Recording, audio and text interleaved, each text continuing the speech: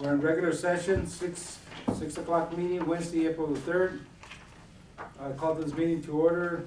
Please rise for the Pledge of Allegiance, Madam Clerk. Will you please read us? I pledge allegiance to the flag of the United States of America and to the republic for which it stands, one nation, under God, indivisible, with liberty and justice for all. Please remain standing for invocation. Invocation will be Reverend Gerald Myers, Sacred Heart Church.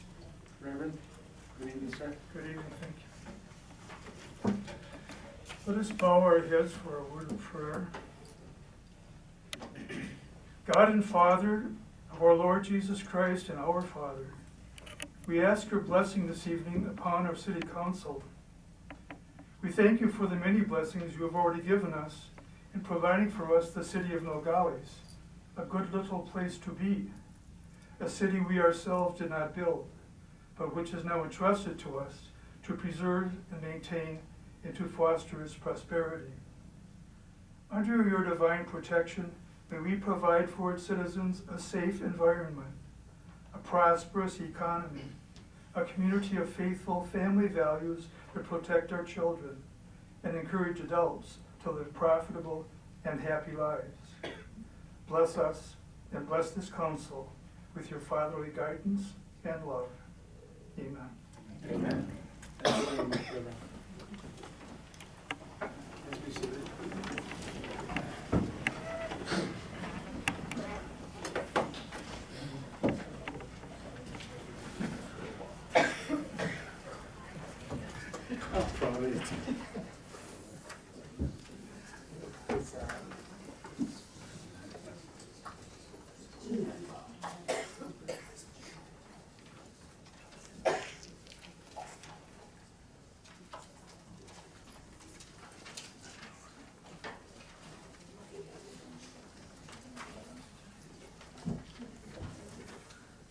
Item number 4, call to the public.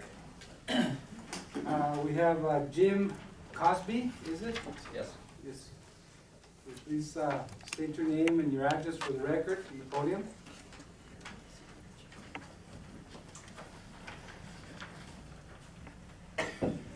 I'm Jim Cosby. I am the treasurer of the Santa Cruz County Fair and Rodeo Association and also chairman of the 98th annual horse races to be held at the fairgrounds in Sonoita on Kentucky Derby weekend, May 4th, and Cinco de Mayo, May the 5th.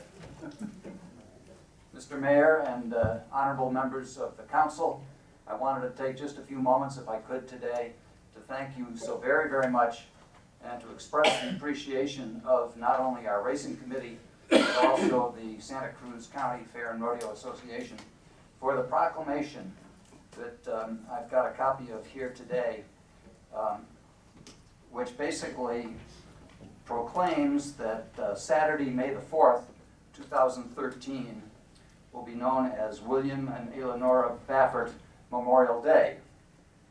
And if I could just speak a couple of words to this, what we try to do every year at the annual races is honor a individual or a family who have meant so much to Santa Cruz County.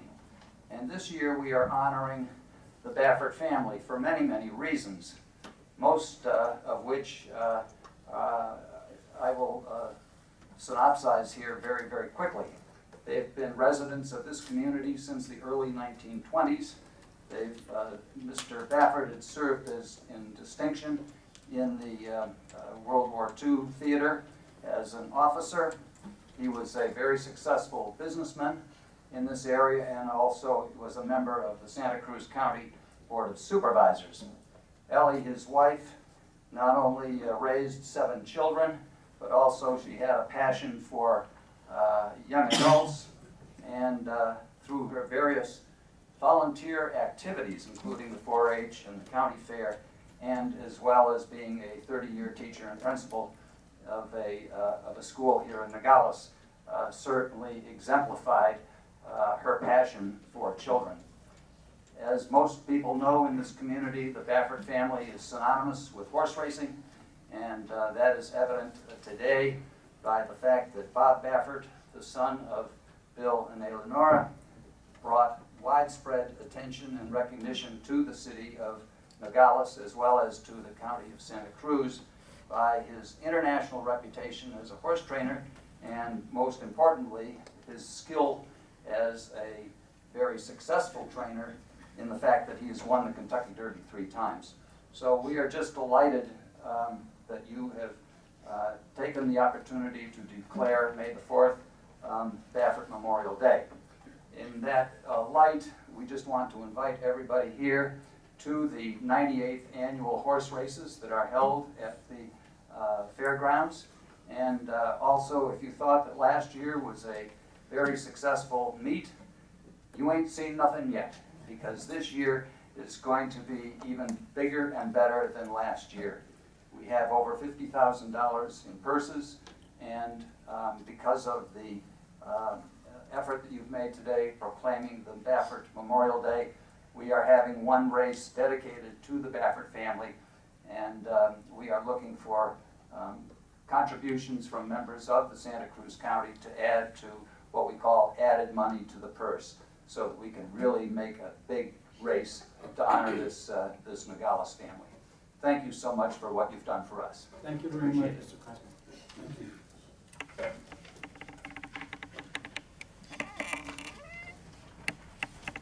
Ken Tittlebach.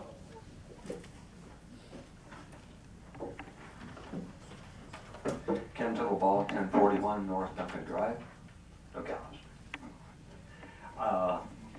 This is Jam. Okay? April is Jam. Jazz Appreciation Month, as stated by the Smithsonian Institute in Washington, D.C. And it's quite appropriate then that we have our music festival in April, which also signifies Charles Mingus' his birthday on April 22nd. So, Mr. Mayor and Council, it's a pleasure to speak to you briefly today. I want to bring to your attention that we are going to have a community event coming up on April 20th. That's 2.5 weeks away at the Sunrise Bank Plaza. I'm referring to the Charles Mingus Hometown Music Festival, which is sponsored by the Santa Cruz Advocates for the Arts. I'm going to ask my colleague here to hold up a poster. There's been articles in the paper, and this you'll see as posters around the community and banners very soon, if not already. It also lists the bands that will be there. This is a free event that we're sponsoring with 5 bands performing from noon on Saturday till 6 p.m. This will be, because on the consent agenda, we are asking you to approve a liquor license for this event. We'll have a special beer garden and there'll be special food vendors there also. Our board regrets that our Mingus Memorial Park will not be ready for the event this year due to some delays, but it's going to have to be postponed 1 year, and we're looking forward to that dedication next April. Okay, Mr. Mayor, right? We will do it. And we need to realize that this is honoring Nogales' most famous native son, Charles Mingus, known around the world as a band leader, composer, and bassist. So please plan to come and attend. It's free, that's a good word. And food, that's another good word. And we want you to all come and enjoy the event. Bring your lawn chairs, your beach blankets, and it promises to be a great afternoon with a variety of genres of music. So hope to see you all there. Thank you very much. Thank you very much, Mr.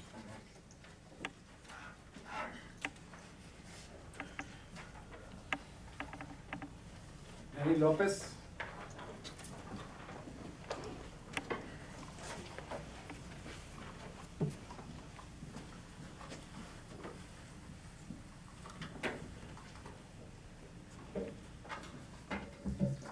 Good afternoon, Mr. Mayor, members of the City Council, city staff, guests. My name is Manny Lopez. I have some good news to share with all of you.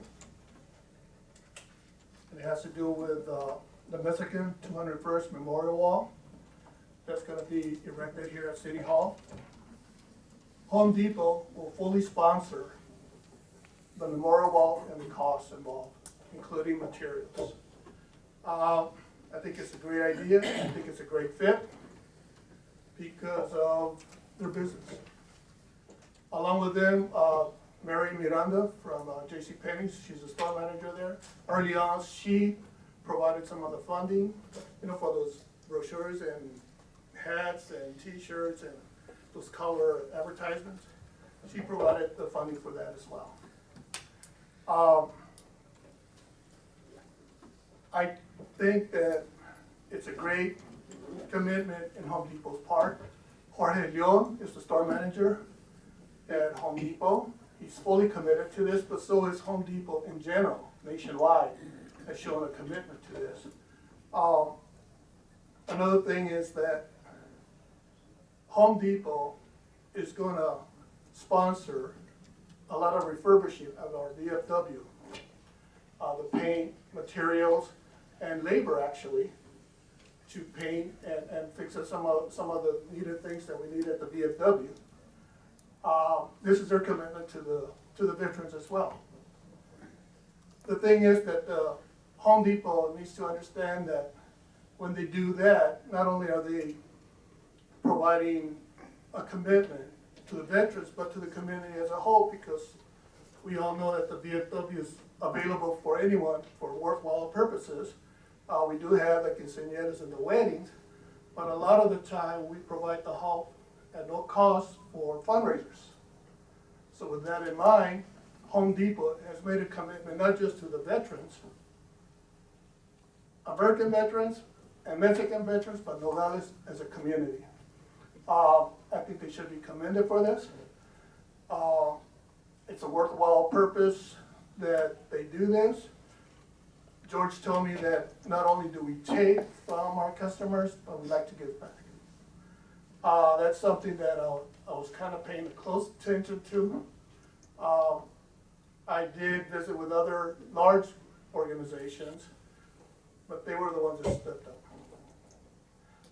With me, this nice lady next to me is Yesenia. She will be actually doing the actual design around the memorial wall. The photos that are going to be transparent from computer to aluminum, that's going to be Humberto Diaz's job. But Yesenia's here with me, Furry, I'm sorry, I'm butchering your name. Estefania is here to meet today per referral by Mr. Tapia. Do you want to say a few words? Hi, my name is Estefania Vasquez. Let's welcome this project, and I'm really honored to be part of this urban design. Thank you. Thank you very much. As I mentioned before, back in December, when you approved the resolution, that hopefully that this project will create so much interest where people will hear about it from near and far and come on down here and visit and maybe spend a day here, maybe longer. This will create hopefully increase the tax base here and give a positive light to Nogales, which we're all, I think we feel we need to do, and it's an important subject to do. Those are my good news. Any questions, anything, you can ask me now or later on, you can get a hold of me. Mr. Top is also working close with us as far as the location itself and what we need to do. Home Depot staff will be here as they're willing to even just cut the grass around the memorial wall. They're totally committed. I'm amazed. I've seen fundraising before, and I've never seen anything as dedicated as folks at Home Depot and George Hill. Thank you. Thank you very much. Thank you very much, Mr. Lopez. Actually, I want to thank the three people that spoke on Talk to the Public. All three of them are very good events, very good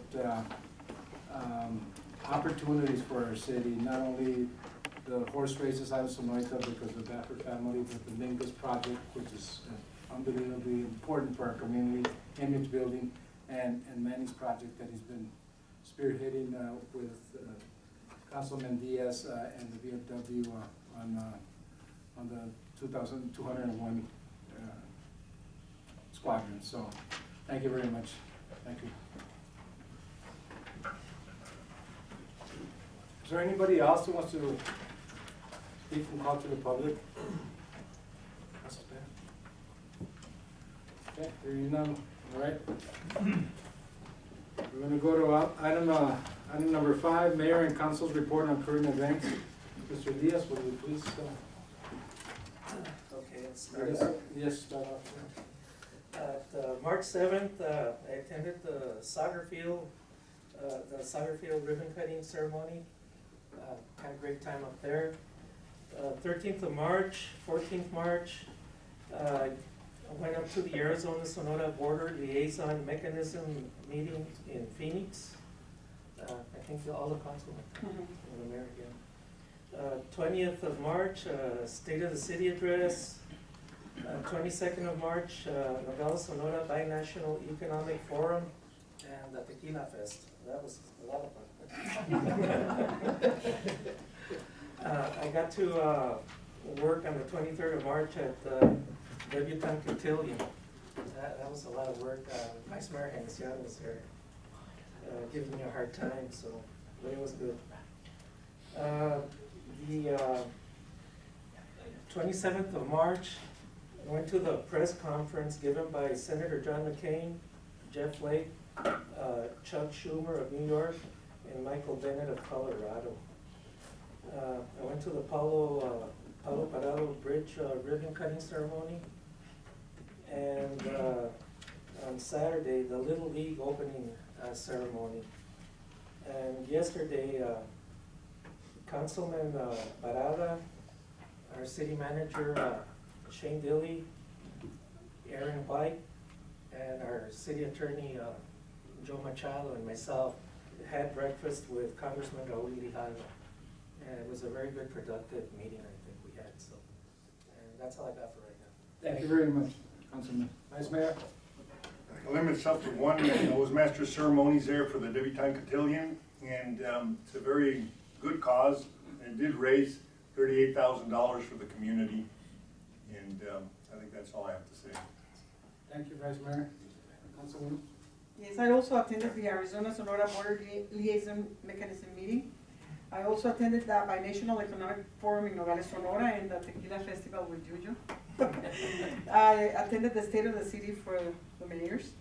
And we are working for the Fiestas de Mayo event, which is going to be May 4th at Caram Park and Morley Avenue. You're all invited, free of charge, music, entertainment, and the perradas will be there. Oh, boy. I'll wait for you there.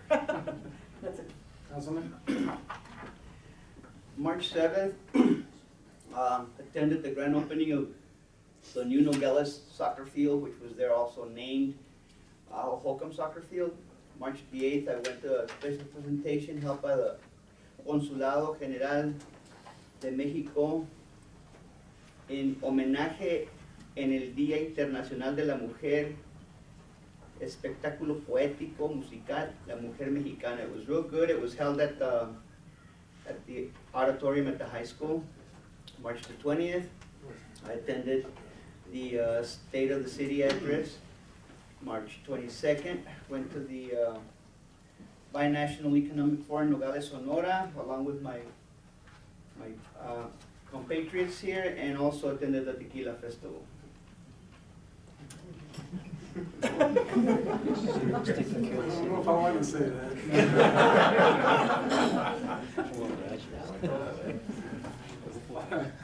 Thank you very much, Councilman. On March, I guess I am going to say that. March 1st, I had an interview with Telemundo on illegal immigration. On March 6th, the Economic Development Forum in Phoenix, which was very, very good. March 7th, ribbon cutting of the Holcomb soccer field, the grand opening. On March 12th, I spent some time with the Girl Scouts and toured the city and talked about a lot of the projects that they have coming along in the near future. On March 13th and 14th, I attended the Arizona-Sonora Border Liaison reception and meeting up in Phoenix. which was very productive also. I met the Senator Ana Gabriela from Mexico, which was very, to me, it was a thrill, meeting an Olympic champion like that, and a person of that stature. On March the 6th, I participated and also started the race for Circles of Peace, the bicycle race. This is our second annual. March 19th, the Santa Cruz County Education meeting I had. On March the 20th, well, we had the State of the City address. And also that same day, I had an interview on Univision with PBS interview. On March 21st, an interview for his history book. Kristen Valencia interviewed me on that. March 22nd, the Binational Economic Forum in Nogales, Sonora. Very good. That's kind of like a kickoff for our 26th summit that we're going to be having here in Rio Rico this month. And I attended the tequila ribbon cutting ceremony. I just cut the ribbon.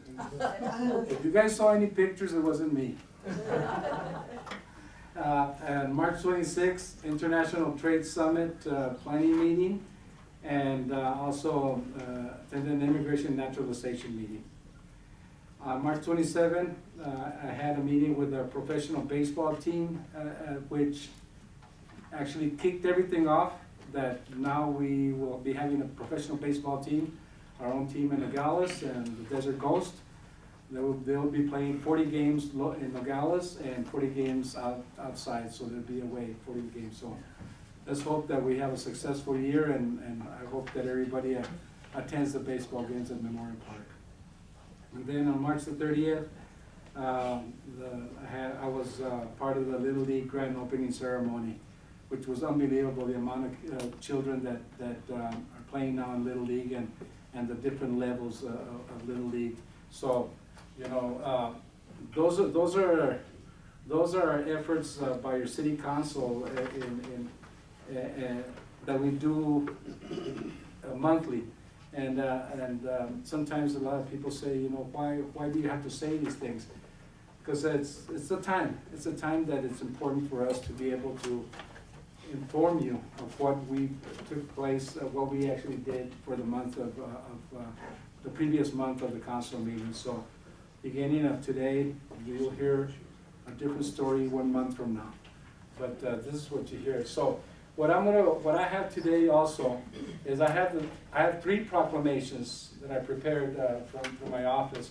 And one of them, well, you heard already, was the proclamation for William and Eleanor Baffert, the Memorial Day.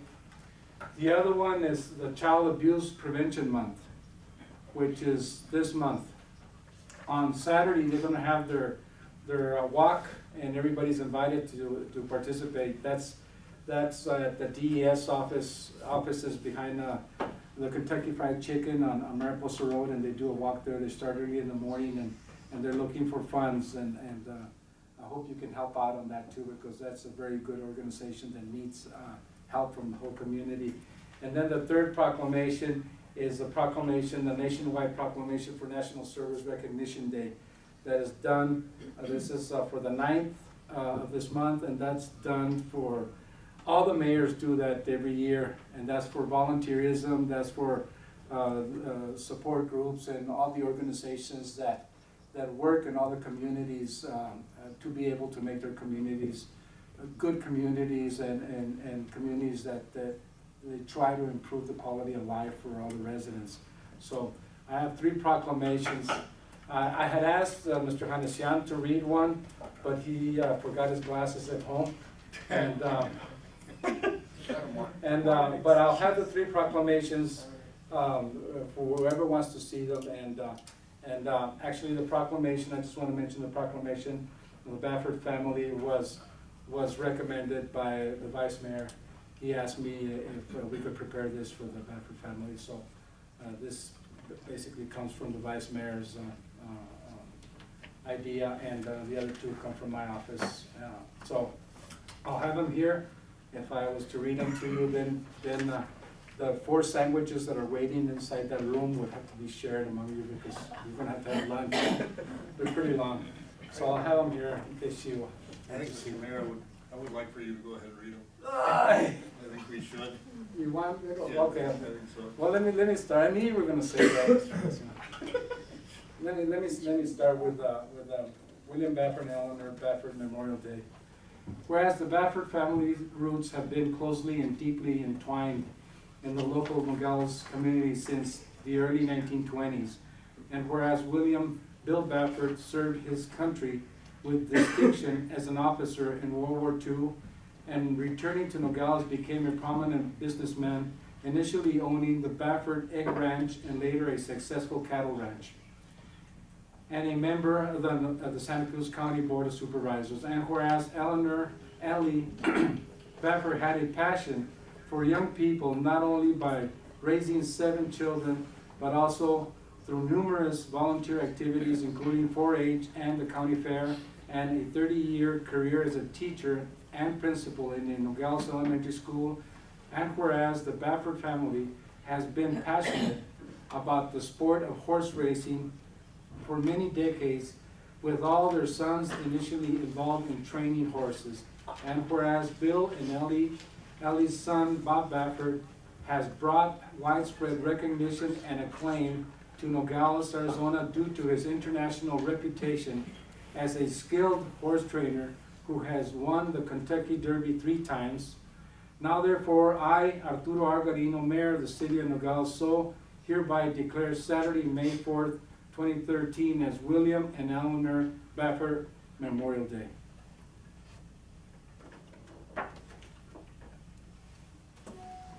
Next proclamation is the Child Abuse Prevention Month. Whereas all children deserve to grow in a safe and nurturing environment to ensure they reach their full potential, and whereas safe and healthy childhoods have produced confident and successful adults, and whereas child abuse and neglect often occur when people find themselves in stressful situations without community resources and not knowing how to cope, and whereas child abuse and neglect can be reduced by making sure every family has the support they need to raise their children in a healthy environment, and whereas no one person can do everything, but everyone can do something, and together we can create change for the better, and whereas wearing or displaying a pinwheel in April will serve as a positive reminder that together we can prevent child abuse and keep children safe. Now therefore, I, Arturo Garino, Mayor of the City of Nogales, Arizona, do hereby proclaim April 2013 as Child Abuse Prevention Month.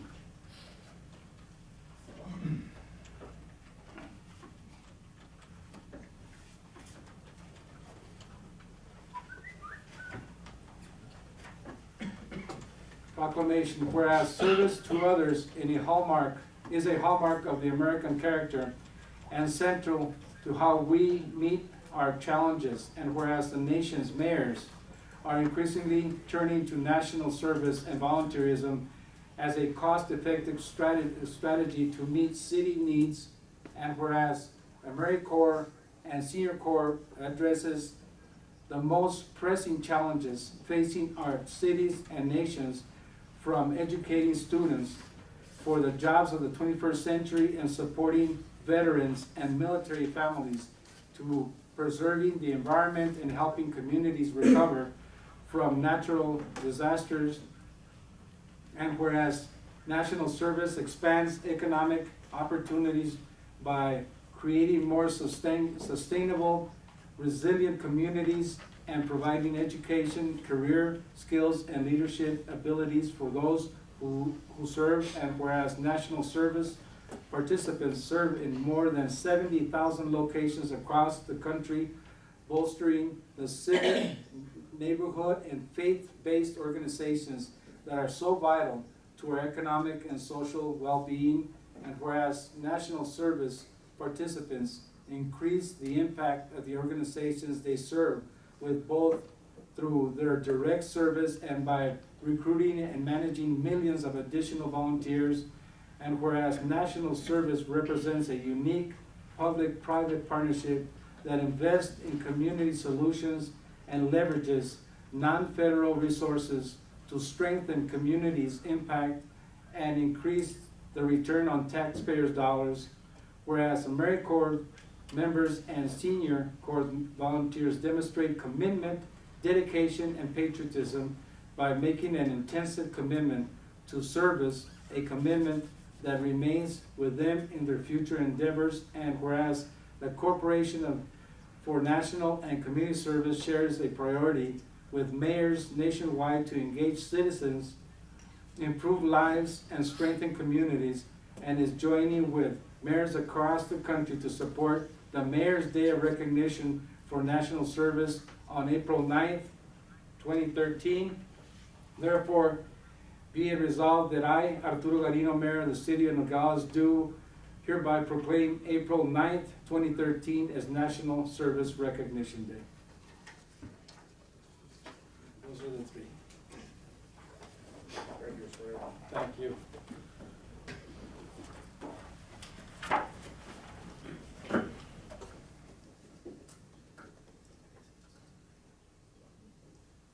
Mr. Dilly, we're going to skip the department reports. Yeah, Mr. Mayor, members of the council, you should have all received an electronic file that contains the director's reports. So unless there's any questions, I think we can move on. No, we'll take it upon ourselves. Thank you. Item number 7, discussion shuttle ordinance implementation update. Oh, by the way, Mr. Parada was excused himself. He was going to go to the Little League to represent the city council. So, Mr. Mayor, I have a little bit of input on that. you wanna present? Just a Okay. little bit, yeah. Go ahead. The main thing that Mr. Parada is concerned with is notices of violation, if any have been given out. The first block of Terrace Street is, it's pretty dirty. There's a lot of, where that modular building is, there's a lot of cigarette butts there. There's a lot of guys standing around, and they still kind of, took some feelings and That's where that kiosk is at the end of the street?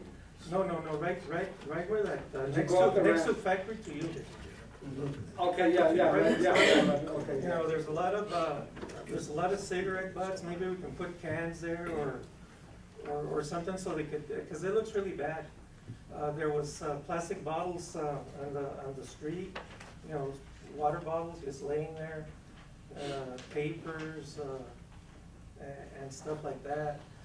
And he asked me to ask and see if there's been any notices of violation to people that are infractors there, that if they have been cited or anything like that, if there's some kind of update on that. Are you asking a notice of violation in reference to the shuttle ordinance or He the other said ordinances a about cleanliness? In general idea. Mr. Dooley, do you know anything about that, sir?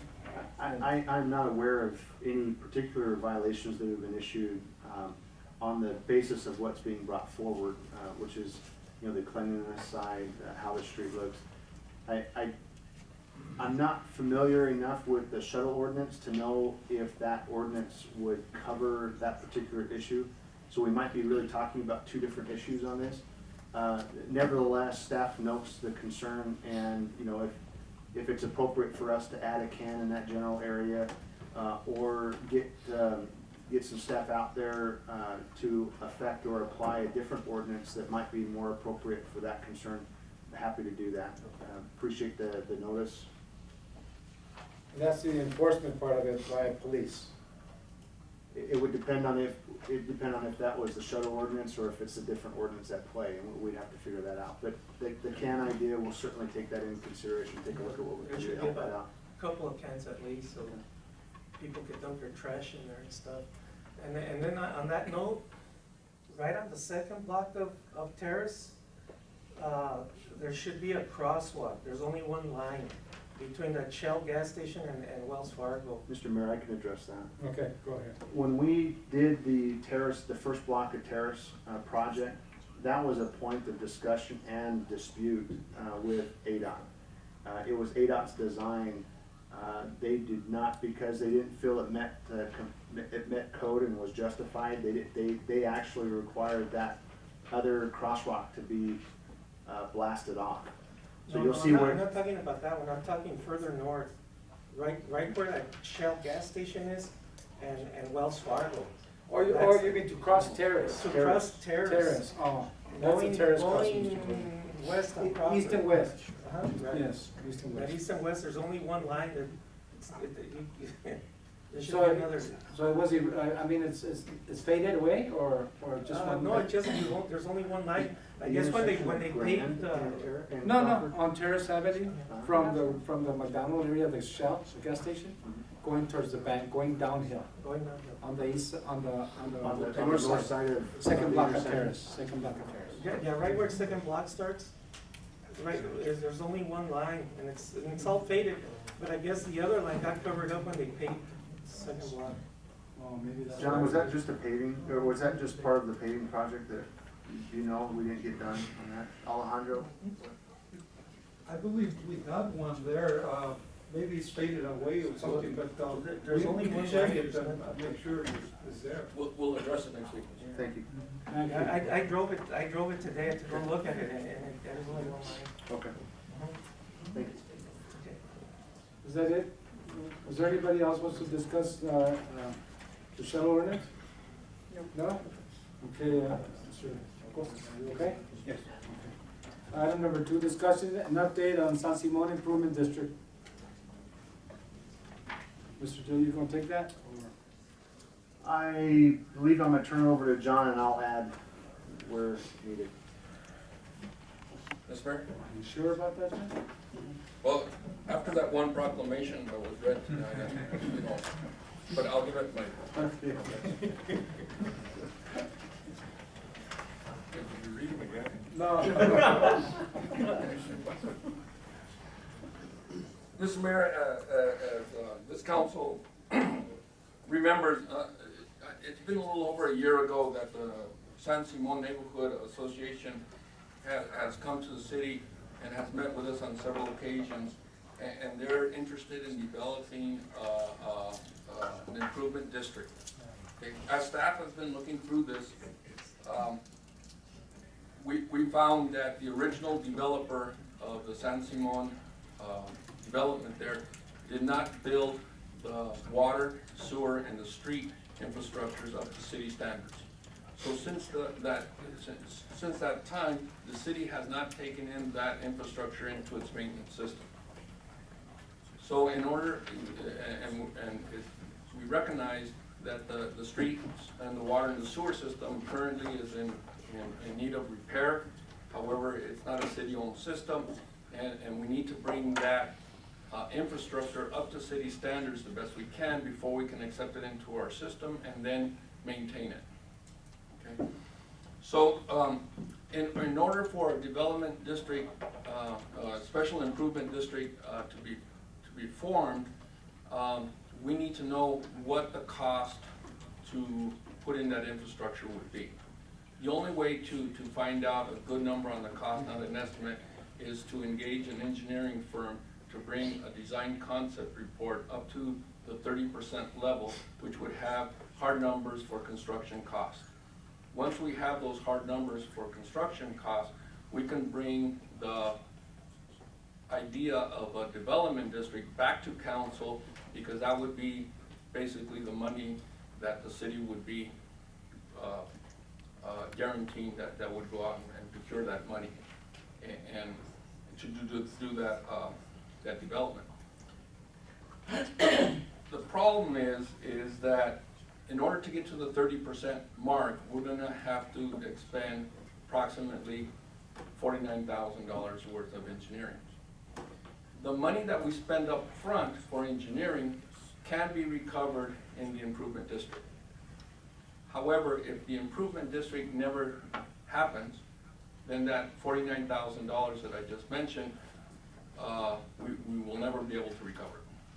However, we'll have a plan to do those infrastructures at 30%. Okay, so I just wanted to bring that to your attention on where we're at with that. In speaking with some of the experts on this, neighborhood generated improvement districts aren't usually very successful in getting formulated.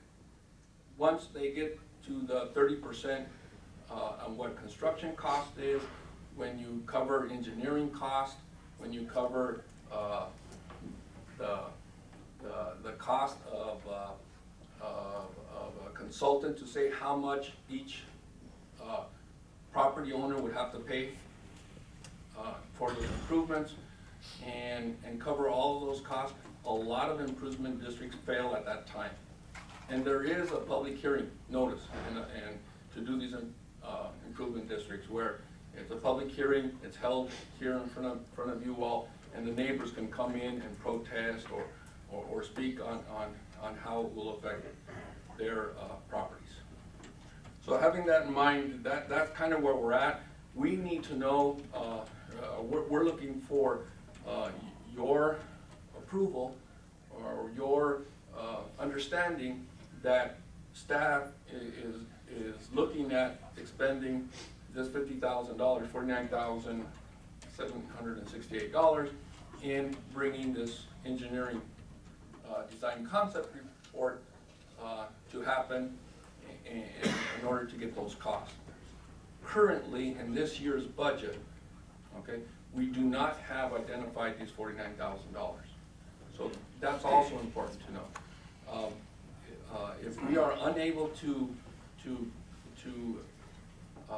realize that or find a way to come up with this $50,000, with your head nods, we will program that into our 2014 budget. So I think that kind of covers kind of what we wanted to speak with you about, to answer any questions, and basically to get your feedback on it. This is something that this mayor and council would want staff to move forward and do. Just two questions, yeah. What kind of dialogue are you having with the residents up there? Is it percentage-wise, 20%, 50%? Are we getting 60%? I can try to address that. Okay, and the other one is it your recommendation for us to invest the money in it? I'll defer both of those questions to Mr. Dillion. Okay. Okay. Go ahead, Mr. Dillion, Mr. Machado. I wouldn't say that it's really frequent, but it's certainly a current dialogue that continues to occur between my office and the property management company that's representing the homeowners association up there. About a year ago, they held a fairly important meeting for them, and at that meeting, they took the best numbers that we had available as staff. My commitment was to apply our engineering department to try to come up with some ballpark costs for the project. And they were gonna float those costs out there as to what it might be in terms of an impact on their properties. Their report, I wasn't at that meeting, but their report back to me was that they received support sufficient for them to feel comfortable coming to us and petitioning the city to move forward with a special improvement district. John references speaking with some experts in the matter. We spoke with Mr. Cafiso. He's a bond attorney, commonly and widely used throughout the state of Arizona on these types of things. He was the one that indicated, listen, on these neighborhood initiated special improvement districts, there's always a lot of energy up front. People want their quality of life to be improved. Everybody understands it. But then when you start going through the statutory steps, and John was referring to that, one of them being we have to do a design concept report. It takes it to 30%, and that 30% is significant because it tells us with more certainty what the final dollars are gonna be, not just for engineering and the cost of construction, but for bond attorneys and the assessment consultant to get out there and do whatever needs to happen. Once the property owner starts seeing those kind of numbers, more times than not, they back away and they don't want to do it. So John was trying to, present and paint a particular picture for you as the council, because we're a little reluctant, even if we could find the $50,000 right now. I would certainly be reluctant to just jump right into that before getting a head nod from you as a mayor and council that, okay, we understand that we may not get this money back. We understand, but our purpose is to try to improve the quality of life for our residents, and so we're willing to take that step. And a lot of communities do this, so it's nothing new. But I just wanted you guys to have the ability to go in with your eyes open. The second question is, do we recommend this? And the percentage. Well, I can't answer the percentage, but I know that they had this meeting, and the lion's share of the property owners were in support of moving forward with the city, which is why you had them come I was forward. gonna ask that question. We had a meeting here too, Mhm. and nobody showed up. That's right. And there was supposed to be a gentleman by the name of Grant. Mr. Parker. Parker, is it? Parker. And he's no longer with the property management. He was the group. one, he was like the spokesperson for them or something like that, or representing them, yeah. I wouldn't put too much on that right now, because right now it's not really where the rubber's hitting the road. I would imagine that when we got to a point where we were going through the statutory steps, and Joe might be able to speak better to that than myself. Oh, I know that he could. That's where the rubber hits the road, and that's where you would expect to find residents here saying, yes, we love this, let's go, or hey, don't do this, it's not really representative of what our desires are, that kind of thing. So, as to whether or not we should do this, there is a risk that we won't see that 50,000 back, right? But all of us around the table here tonight, and certainly the residents that live up in that area, acknowledge that there are infrastructure problems up there. The system was, from what I've been told and can see, the system, whether you're talking water, sewer, or streets, they were not constructed to any kind of acceptable standards, and consequently, they are in a state of failure all the time. The city has, from time to time, just because we're concerned about public safety, we've gone out and patched some holes up there. We do this in other places around the city, but we have not accepted any of those pieces of infrastructure for that reason. At the end of the day, even if the district didn't move forward, we would have those plans on the books at least at 30%. Which is no small thing. I mean, we would have that on the shelf, and we could take that and move forward when we saw an opportunity to do so, when the funding was there or what have you. So I don't think DCRs, I don't think engineering plans expire. Maybe standards change, but I think you could always find some value in those plans, even if they have to be updated to current standards if it's many, many years down the road before we do a project like this. So I don't think it would be a complete waste to move forward with the DCR. It really is where the council feels comfortable, but we cannot take the next step with an improvement district unless we do a DCR. So we wanted to have this dialogue with you as a council. If you feel comfortable, we certainly feel comfortable as staff. If we can't find that money and bring it back to you before the end of this fiscal year, and you feel like we need to move forward, then we will certainly try to find a way to program it into next fiscal year. And of course, that budget will be coming forward to you for approval anyway down the road. Okay.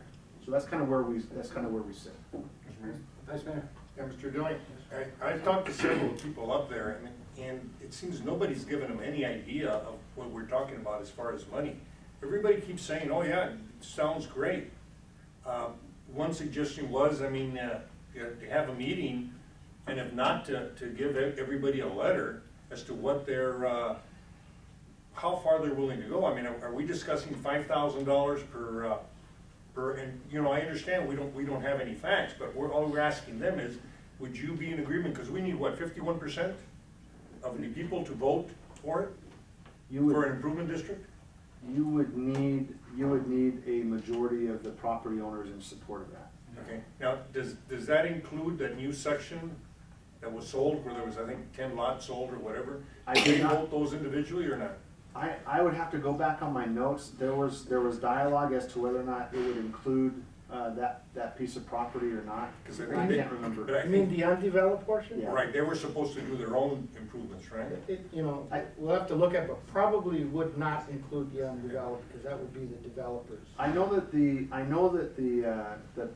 management group, this Mr. Parker at the time, it's somebody else now consequently, but Mr. Parker at the time, I know that,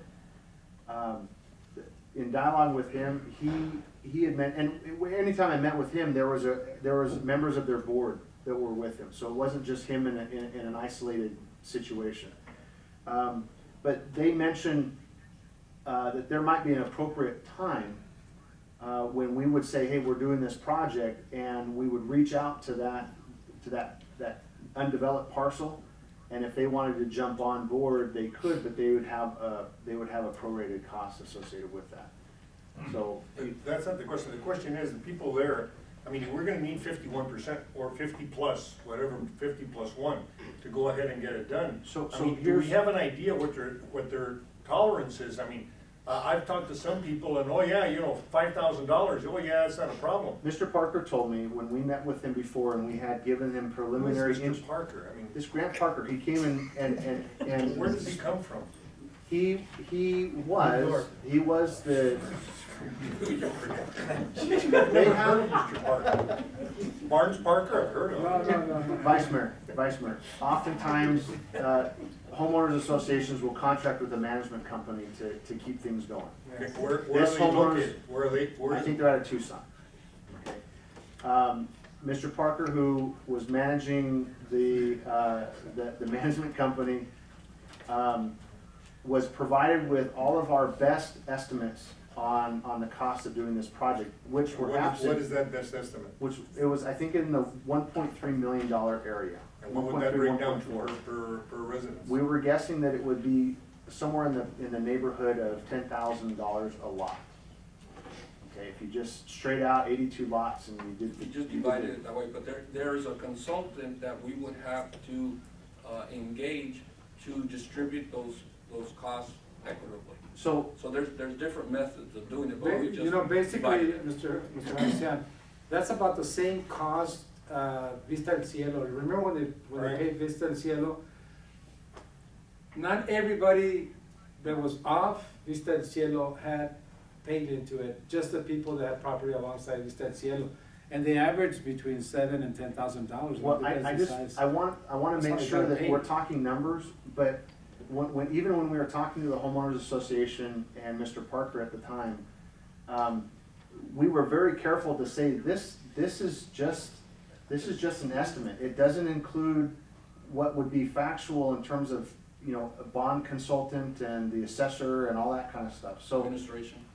you know, they understood that, and it was his report back to me that at that annual meeting that they had, they represented that type of figure to all those who attended that meeting.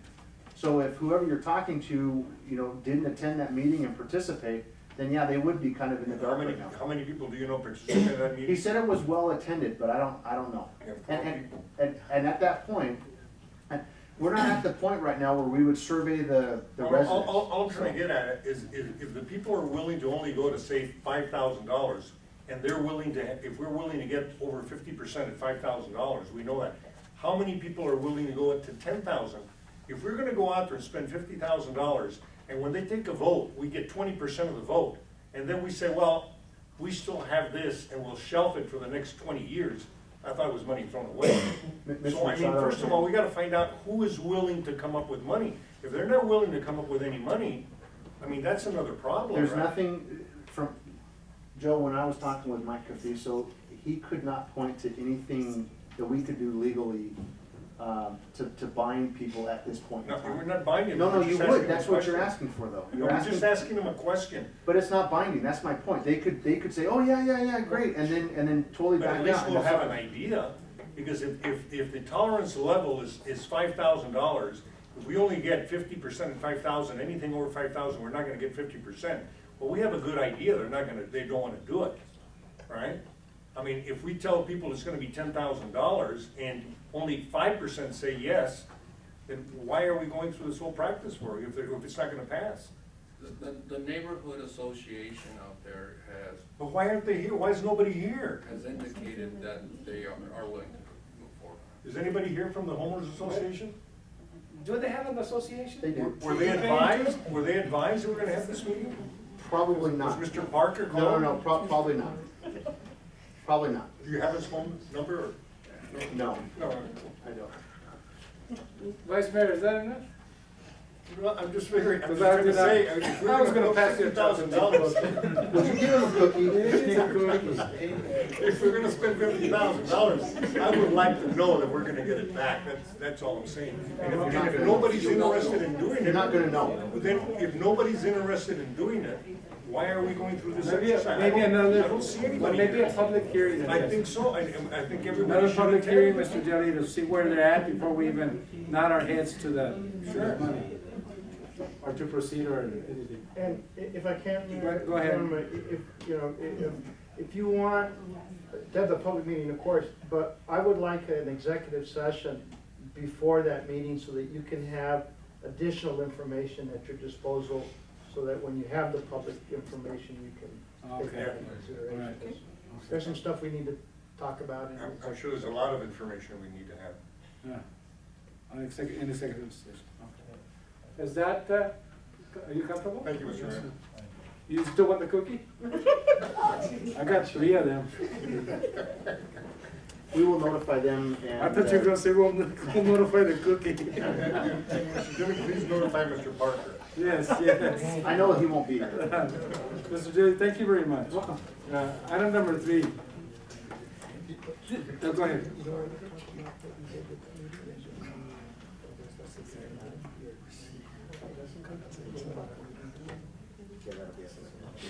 Okay. Item number 3, this is consideration possible action of discussion item, ID, 1078. Discussion of City of Nogales hosting an Arizona Congressional Delegation and Border Stakeholders Meeting. Were you gonna do a presentation on this, Aaron? No? Or, I think I'll just. because we generally changed the date discuss. on it, or we, So this is in reference to the white paper. The white paper, And yes.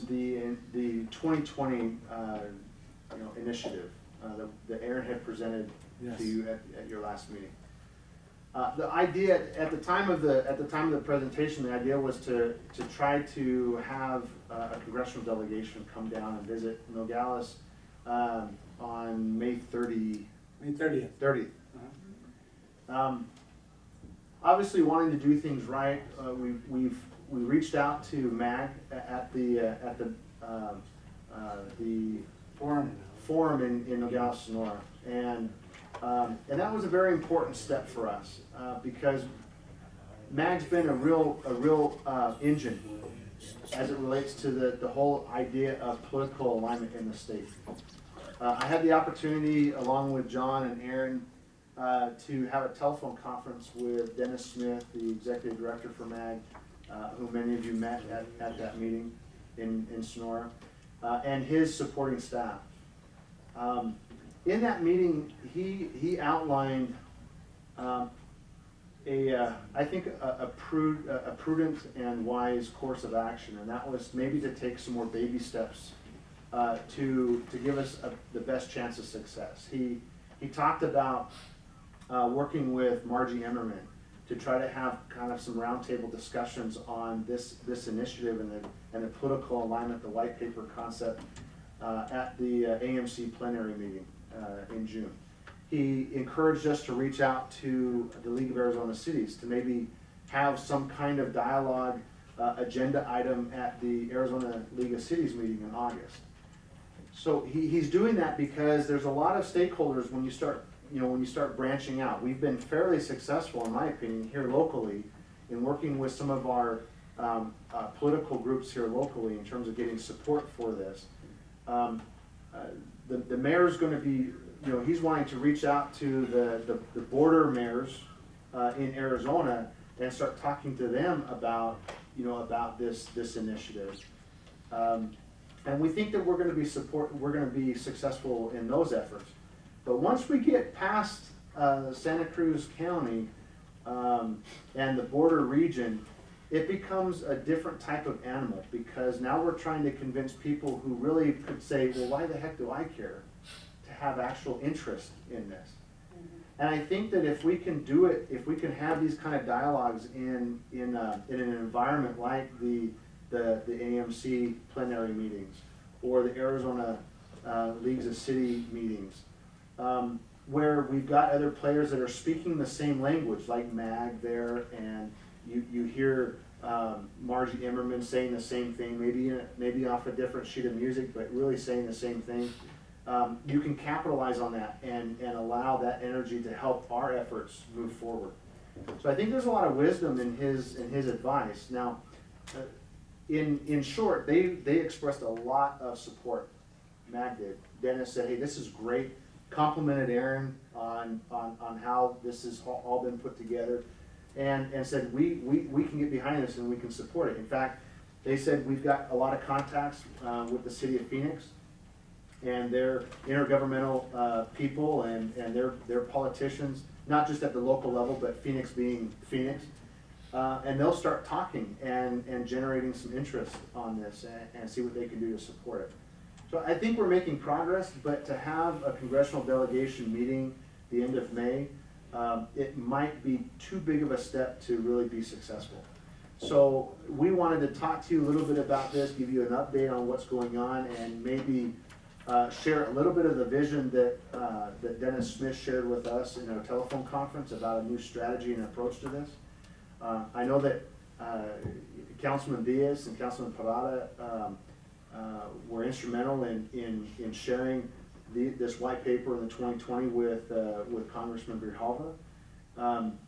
He seemed supportive, but his reaction was telling, and I it wasn't that he didn't really agree with it. In fact, I think he's going to use it in different ways. But he's on the U.S. platform. He's on the federal platform. And so all of a sudden there was a little bit of a separation between, this is a state issue or this is a federal issue. And so this is going to give us time to work those bugs out so that we can really tap the U.S. federal side as well as the state side, and hopefully we can be successful. So I was pleased to see him welcoming, this is Congressman Grijalva, welcoming that information. And I truly think that he's gonna use it and be a help. But I recognize that we've got some steps to take care of in order to really be able to be successful in grabbing everybody so that we have the political alignment that we're talking about. So that being said, we wanted to just let you know as a council that I think as staff we're recommending that we back off of that May date and set our eyes for the plenary meeting and the league conference meeting, and understanding that we're going to have to take some interim baby steps to be successful on this thing. Happy to answer any questions you have. Thank you very much, Mr. Dilly. You guys fine? Okay. We'll jump to reports. Item number 1, update, Nogales, Santa Cruz County Chamber of Commerce, and Olivia, please.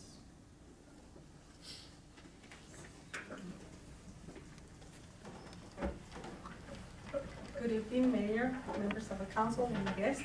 I'm here to report, Olivia Inza Kramer, Executive Director for the Nogales Chamber of Commerce. And I'm here to give the report for the funding that you are providing the Chamber of Commerce.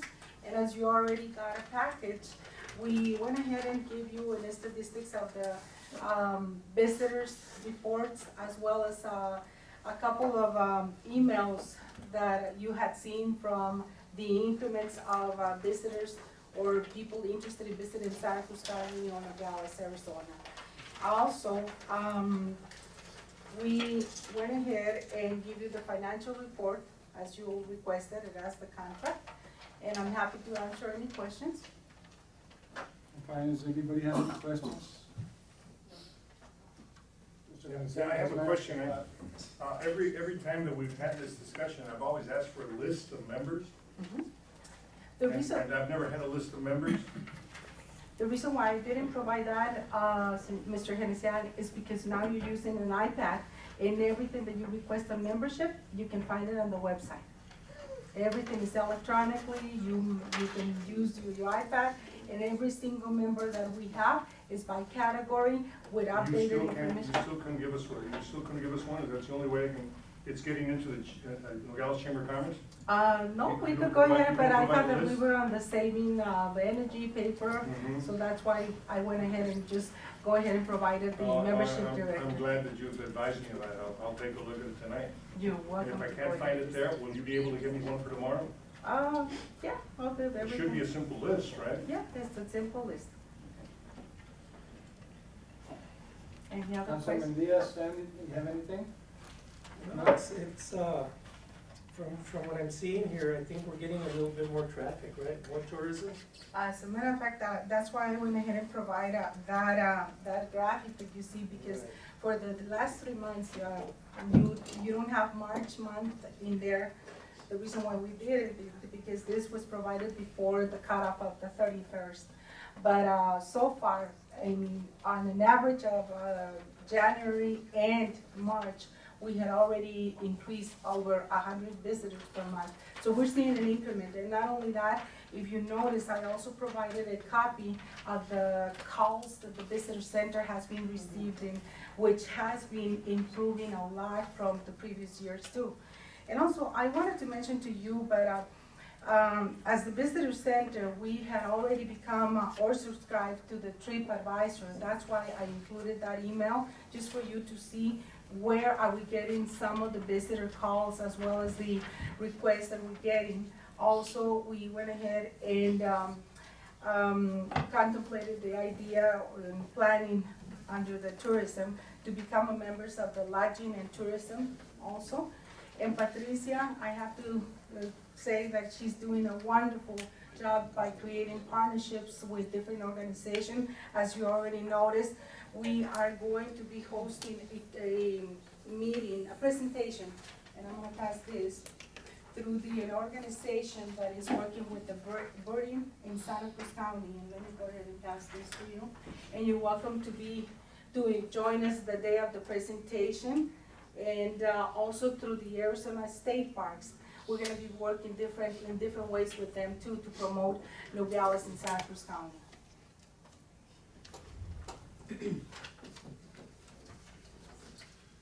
So Julie, you have anything to say?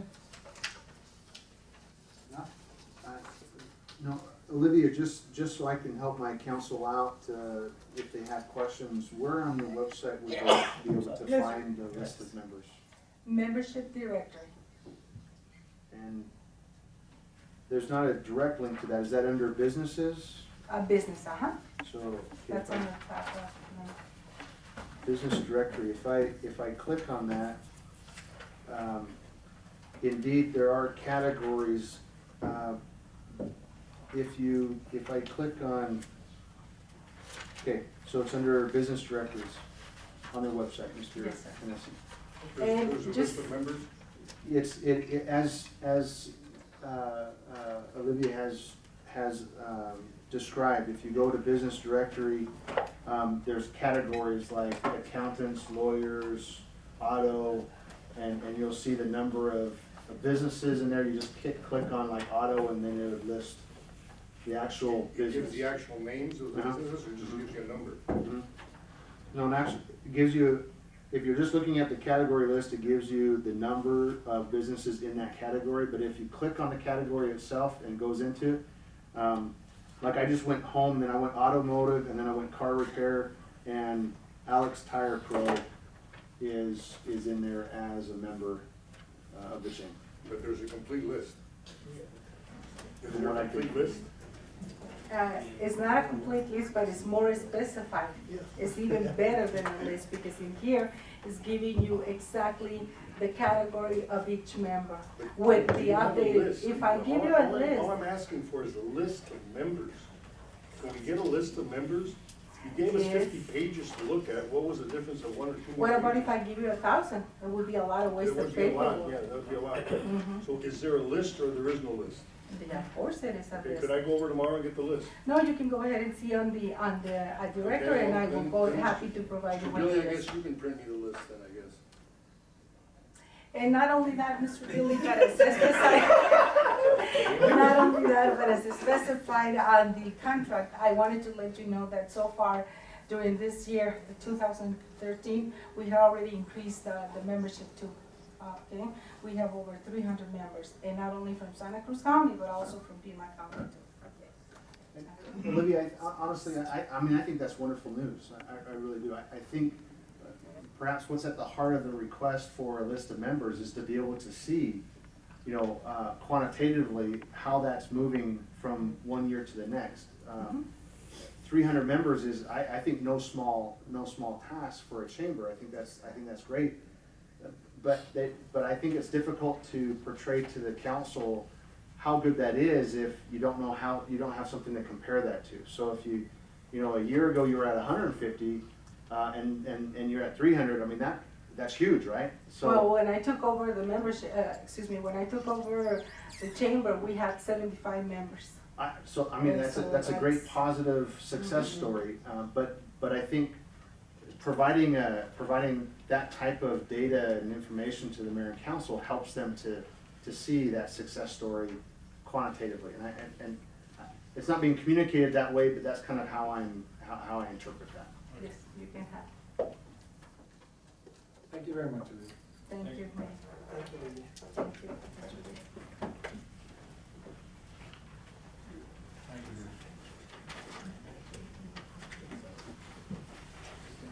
We'll have your list tomorrow, Mr. Henderson. Thank you. Mr. Billy, provide the list.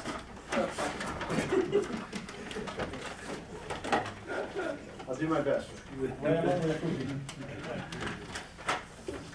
Item number 8. Oh, I'm consent sorry, agenda. would you settle for a Snickers? Now, basically, I want a list after a year, I want a list. King size, I'll king size it for you.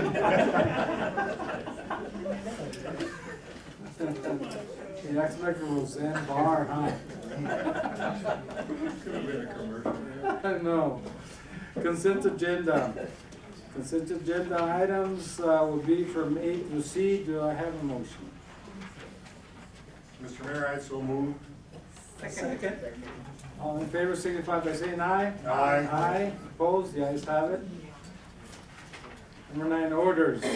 Item number 1, consideration and possible action of order number 2013-04-030. Mr. Mayor, I move to approve order number 2013-04-030. Second. Discussion. Is there any discussion on the CDBG grants? Maybe Mr. Dilly could give us a little explanation on it. I think I'll turn some time over to Mauricio. Mauricio. Thank you. I was gonna point you out, Mauricio, but I didn't want you to think I was picking Mr. Mayor, good evening, Mr. Mayor, members of the council, Mauricio Chavez, Grants Thank you, Administrator. I have a list that I want to pass.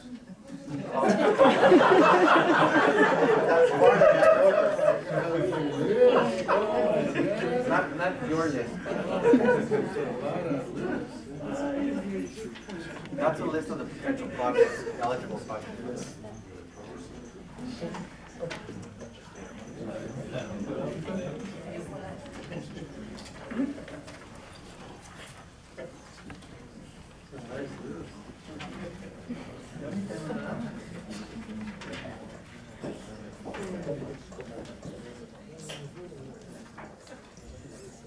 Mr. Mayor, members of the council, what you have before you is an order for the CDBG funding that the city's going to receive in fiscal year 2013-14.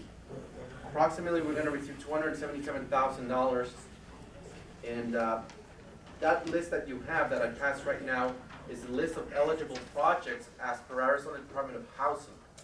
Now, The guidelines now this year is that council has a recommendation, so we can submit an application for one of those projects. The recommendation from Department of Housing is that we only pick one project this year. New guidelines. So before you, you have that sewer line, water line, or paving improvements for those areas. Any of those areas do qualify as being low to moderate income as per the guidelines. So that's one of the projects. The second project is the job incubator business startup. The third would be loan program for downtown building facelifts. And then the last one is building repairs for Nuestra Casa Doméstica Violence Shelter. The second page that is attached to that is preliminary cost estimates from the engineering department based on those street projects for paving, sewer, and water line replacements. Members of the council, I'm gonna make a recommendation right now because I know that this is kind of time sensitive because he needs to identify the project by the end of May. That is correct, Mr. Mayor. To identify the project, he needs to have some type of study done between now and then. So one of the things about the difference now with the CDBG grants is that where you invest your money, you have to complete the job. You can't say I'll use 50, 60,000 or 100,000 here and then jump to the other one like that. You have to complete it. So I studied this yesterday, and one of the streets, and I'm going to ask you for support to do, because some of the other streets are already in our projects that we've already identified, Mr. Hanesian, is the street that I'm asking for support is Hughes Street. Hughes Street, if you go on the second list, you'll see Hughes Street that it identifies the paving on Hughes Street at about $82,000. If you were to go all the way across, and that's the first item. If you were to go all the way across, well, we have the funding is actually after we give up the administrative cost to Seago is $243,000 to $760. That project, if you were to go all the way across, it really totals up to $654,000. But if you do the paving, and I know Hughes Street from my time as Public Works Director, sewer issues they don't have. We could probably invest some money in services, water services. That's $61,600. So 82,000, 61, that could cover and we could complete that and have no issues. And then we could jump down to Mendibles. Mendibles, just the paving cost is close to $40,000. And you go down to Mendibles, $40,000, and then if you add the services, the water, and the services I mean by the resident services, I'm not talking about 8-inch mains or anything like that for fire hydrants. That'll total out to, I think it's 21,000? Yeah, 21,000. With those 4 projects, if you see, that's very close to the cost of 240. It'd be like 204,000. Yeah. That is a safe margin for us to, am I correct, Mr.?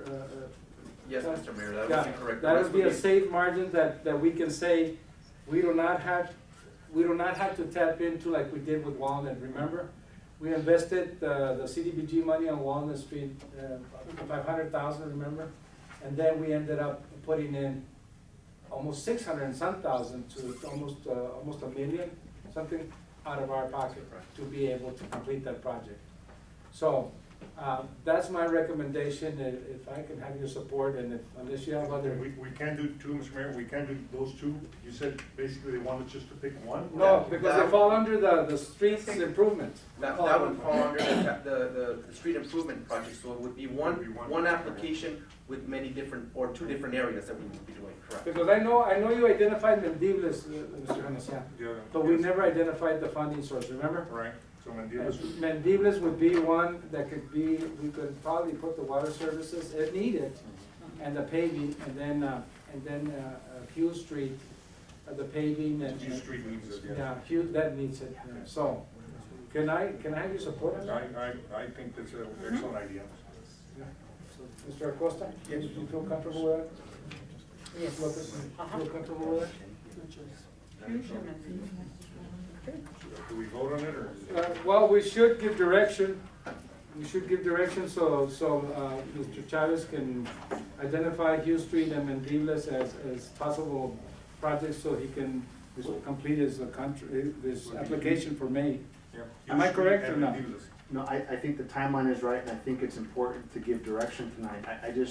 I don't wanna do it in a vacuum, and I'd like to, if we could, just take a minute, Mayor, and, you know, we talked about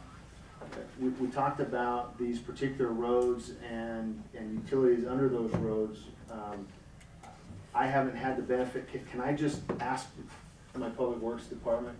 I know what's underneath those roads. I know what's underneath those roads. Have a candy bar. Unless he wants to challenge me on that, then we can discuss it, but I know what's underneath those roads. I know that there's no problems there. Go. Can I get some input, please?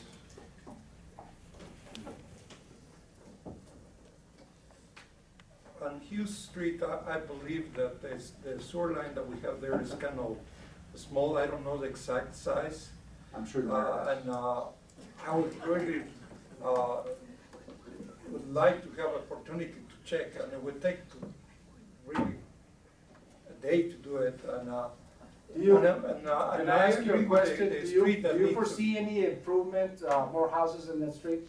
No, Okay. Do you That- see that- any more that's what- houses on Mendibles? no. I wouldn't expect the need to upsize those lines, if that's what you're getting. No, well, even the services, how many times have we gone to repair anything? Ms. Mendibles, the issue in Mendibles and all these old streets is that the sewer lines that we have in place are mostly clay. Yes. And sometimes those pipes are cracked or they are sagging and things like that. They are working, but that doesn't mean nothing. If they start cracking more, you're gonna have to go and fix them, and we're gonna have to cut the street. Mendibles, like by your direction in the last meeting, we're already working on that and investigating in more detail. We have a soils engineer that is coming to do a testing there and tell us, okay, this is the best way to go with this street. On Hughes, we didn't know about that, to put that on the list, but we could have a turnaround really quick. My suggestion is that that's a high priority. It gives direction that that's where you want to go, and unless we see a big problem, we proceed with that. But when we see a big problem, we bring it back to you. No, it seems to me that you always find a problem. No, I'm trying not to. Now, let me tell you, listen to me. Look at the totals. Do you have a list? Yes, I do. You have it, get it in front of you. And look at the totals and run your figure down the totals and tell me which project can we do with CDBG money. I think we could do what you're suggesting. It's just, if we have to change the pipe, I would advise you before we apply for that street. And I'm suggesting that one day of investigation would save a lot of problems in the future. Oh, yeah. Put your cameras in there, and if you have. Yeah, that's what I'm suggesting. Identify it, you can fix that sag. You don't have to run a sewer line the length of the street. You can fix the sag. That's what I'm suggesting. I'm not saying that we cannot do it. It's just, give us the opportunity to It's investigate because what's if I look at this list and I studied it, there's no way we could do any of these jobs Right. with the amount of money we have. Sure. So let's identify two things. What is more important? Water services to the homes, or a sagging sewer line that you haven't had problems with it in the past 40 years? Yes, probably. Sewer lines run with gravity, water runs with pressure. Let's fix the services and pave the streets. Mr. Mayor, if you don't mind, maybe I can offer something up here. We need to bring an item back for you before the end of the month for Bowman Hotel. We can, I just finished talking with Mauricio here. We could just spin this item, bring it right back to you, let them shoot the camera, make sure that that'll fit within your idea. And right, Mauricio? That's correct. And maybe we can bring it back to you. It won't take long for them to survey that. We can see if we can plug that in very quickly. Okay. John, our timeline is within the next 2 weeks. Yeah, So absolutely. Alejandro, we need to get that done. Yeah, the camera could be done in a day, so it's not a big deal. And that way we can put that to bed. Yeah, because another thing, you have numbers here for Mendibles on a contractor scale or city employees doing it? No, contractor. Mendibles is probably the width of, I don't know, 12 feet. It's a one-way street. With our paving machines, Mr. Barcenas, we could do it. Yeah. We And are it could checking reduce the options price right on now. that. We could reduce the price on that. Now, Hugh Street, maybe yes, a contractor, because of the width of the street, we need 2 passes of the paving machine, and to get it milled. Yeah. But let's work on that. And I think we can be successful in probably completing these 2 projects. Thank you, Mr. Kissinger, Mr. Barcenas. Thank you, Mr. Mayor. And Mr. Dilly. Thank you, members of the council. The only thing, Mayor, I would ask of Mr. Dilly and Mr. Chavez, when we bring the orders back, that we fill in all the blanks. I feel really uncomfortable, as indicated before, that we have orders here with all these blanks. Okay. So on this one, we won't take action on that until when you bring it back. And we'll fill it out with the And blanks. we have direction of which way to go. Mr. Chavez, thank you very much. Thank you, Mr. Mayor, members of the council. Item number 2, consideration possible action of order 2013-04-031. They took no action, so we'll bring it back.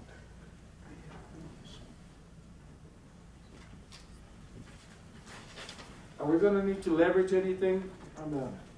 Actually, we discuss can we that? just bring this back with the other item? Yes. Both will need to be brought back, because Okay. what has to do with the other. What the leveraging is, Mr. Mayor, if We need let's to- say, staff's recommending that we do some projects, because we will bring it back without blanks. Yes. So we'll be bringing it back to you, the projects we wanna do, up to the amount of the allowable for CDBG funds. If those projects are more than those funds, that next order will be identifying the funding for leveraging. Okay. If we can do it within those funds or less than those funds, you won't see that And next there's no order, leveraging. within the next couple of weeks, sir. All right. Mr. Dilly, when, Mr. Dilly, I'm asking permission from you. When are you putting the machine, the camera inside the, Tomorrow, the day after tomorrow. which one, tomorrow or the day after? I don't know what's the schedule for tomorrow, but we could do that Do tomorrow. How me about a we call favor. you when we do it? Give me a call, I wanna go over there. Okay. Okay, I will. I wanna be there. Thank you very much. Item number 3, consideration possible action of order 2013-04-032. Mr. Mayor, I move to approve order number 2013-04-032. Second. Thank Thank you very much. I think we all need a cookie. Yeah. No, we won't get a cookie, we gotta continue. Discussion. Mr. Mayor, members of the council, are you all comfortable with what this is and what we're trying to accomplish? Yes. Go ahead and let me know what it is. Oh, my God. Oh, no, Mr. Vice Mayor, I got you. Vice Mayor, you're not serious, are you? I know that. Quickly, Go ahead, Mr. Dilly. Mr. Mayor, members of the council, Mr. Vice Mayor, not too long ago, you had our auditor in front of us giving us a report. Although it was favorable in comparison to years past in terms of audits, we continue to have this outlier issue, this continual issue that has vexed our organization for many years now. And it has to do with our asset inventory, the depreciation of assets. Generally accepted accounting principles requires that you have depreciation on all of your capital assets. And if you don't have solid inventory of those assets, you can't track how old they are really, or their state of condition, how much you paid for them, or a reasonable estimate on that. It makes depreciation very, very difficult. So we continue year after year to be dinged because we don't have a good solid grasp on our asset inventory. The item in front of you tonight is one that would allow us to bring in a consultant that does this for municipalities, do the inventory, put it in a package deal, so now it's linked with our Encode system, our financial system, and we can then close out every year with that inventory in place. At that point in time, it's a matter of just staying on top of it, which is obviously a staff responsibility. It should have been done that way for many years, but because it hasn't been done that way, it is a big problem and a huge task. And I've had Aaron working on it now for over 6 months, and we've completed just a small portion, very important. Not to demean, it's a big issue, a huge issue. Not to devalue what Aaron has done, it is just a monster. But I'm really wanting to get us beyond that problem from an auditing standpoint, and really it's good accounting and it's what we should be doing. And I'm recommending that we move forward with this Asset Works company. They can come in, they can get us all cleaned up and put us on the right track so that we can take care of that year in and year out in the future. And do we have an idea of the cost? Yeah. 34,000. 34,000. Now, I think, Terry, if I'm not mistaken, the general fund, is this the issue where the general fund's kind of taking this as a whole, but we're going to recapture as a payback from enterprise funds a proportionate amount back to the general fund next budget year? Okay. So that's how that's going to work out, and I just wanted you guys to know what was going on. Members of the council? Okay. Can we vote? Huh? We need a vote. Yes. All in favor signify by saying aye. Aye. Opposed? The ayes have it. Item number 4, consideration possible action of order 2013-04-033. So moved, Mr. Mayor. Second. Discussion? Mr. Gilly, you wanna? This is the item that is a follow-up to what Mr. Moss shared with us during the Yes. study session. RBC, I've worked with them in the past. In fact, when you get up into the Phoenix Valley, RBC is a major player in terms of these special, these bond issuances and special improvement districts, municipal finance issues. So I feel very comfortable using RBC if that's the desire of the council tonight. You weren't gonna say anything. All in favor signify by saying aye. Aye. Opposed? The ayes have it. Item number, I'm sorry, Mr. Mayor. yes? Terry, Sean Drawley is no longer with RBC? This Terry? Yes, please. Mayor, members of the council. Sean Drawley, after 25 years in the office manager of the RBC office in Phoenix, resigned to go to JP Morgan Chase in Century City over in Los Angeles. So Did that weigh in at all in your recommendation, or? She's a good friend of mine. No, it's a sad loss for the valley. She's an excellent banker. And her and her husband, he was a partner of Damage and Burnham, real estate attorney, and he went too. So she's doing non-bond type public finance work for them over there. So. Thank you, Terry. Thank you, Mr. Mayor. Thank you, Mr. Gilly. Item number 5, consideration and possible action of order 2013-04-034. So moved, Mr. Mayor. Second. Thank you very much. Discussion. Hearing none, all in favor signify by saying aye. Aye. Opposed? The ayes have it. Item number 6, consideration and possible action of order 2013-04-035. So moved, Mr. Mayor. Second. Discussion? Hearing none, all in favor signify by saying aye. Aye. Opposed? Anyone any discussion on that one? Okay. Because I know legal's doing a fine job. Actually, we're even paying for that out of our budget. See, I'm telling you, he's doing a good fine job. Don't spend all your money on that one, no mas, Joe, eh? Item number 7, consideration and possible action of order 2013-04-036. So move. Discussion?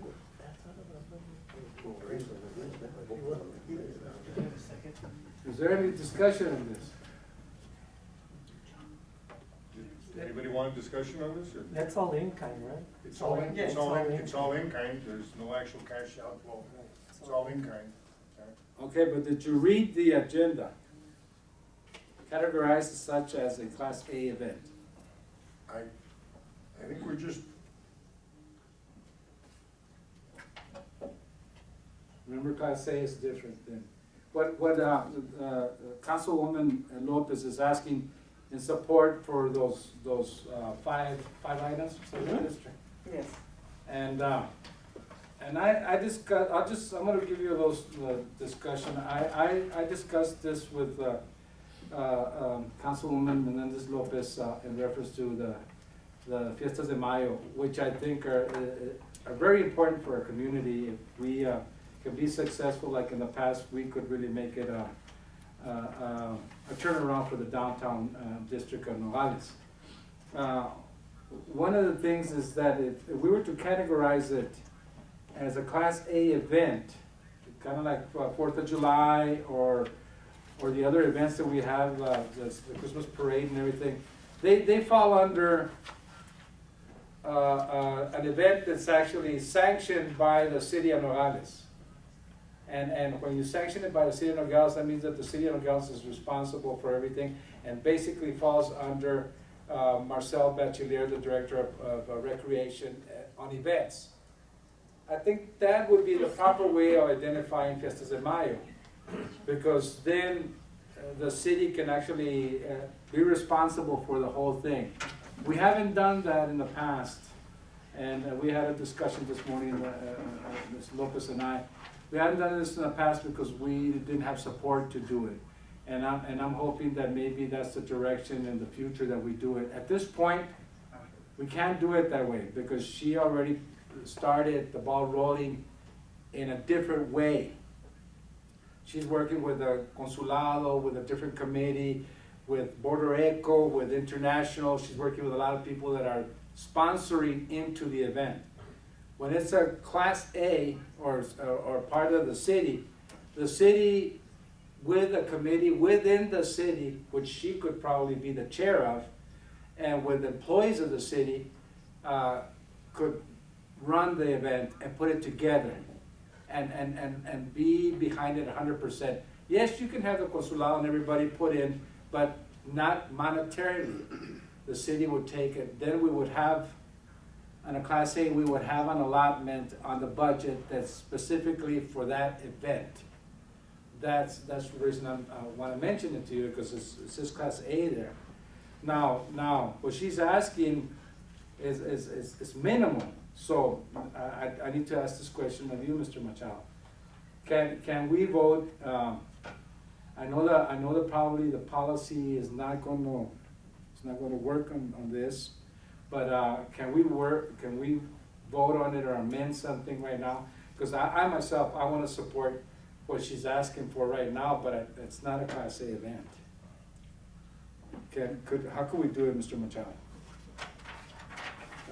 Well, the only way to do it would be you change the policy. But as the policy is written now, if you do it a Class A event as the motion calls for, then it becomes a city event. Yes.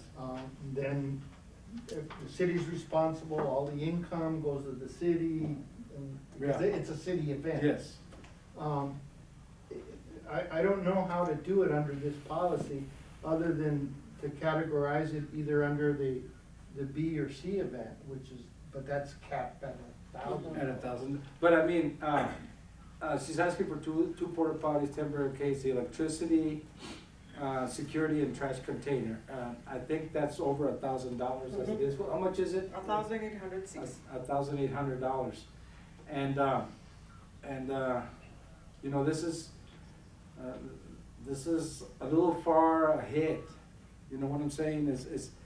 If we could have probably brought this maybe 2 months ago or something, before she had her committees and had the promotions and everything like we mentioned, basically nothing's coming through the city right now as a category A. So is there any way we can vote on something like this in support of it? No, I don't think you can, unless, if you're gonna make it a category A, it becomes a category. There's no half and half. I don't know how else to do it, other than to get you work with the value of these things to try to get it under 1,000, I don't know. Because right now it's categorized as a B. Well, yes, because Actually, it would be a C. A C, It would be a C. A category A would be something that we probably would do during the budget, and we could have an identifying number cost of it, so that events through recreation could be identified as. And then, because when I had the conversation with Ms. Lopez, I told her, this event would be a good one because they plan to have it downtown from now on, which is, I think, the best thing to do, I mean, for the whole city. Would be a good event to identify the actual cost of something like this. So during the budget process, we could discuss it and maybe change the category for next year, but I don't know, we can't. What's a category B? What would be a category B? Okay, so here's the difference between category B and C. Both of them are community-wide type events. They both have, in terms of in-kind support from the city, a cap of $1,000. The difference is a category B event anticipates that in-kind support from the city can be done with on-duty personnel. So no overtime kind of thing. It's just in their, it's during their normal workday, and they can support it that way. It triggers into category C when any component of it requires the use of off-duty personnel.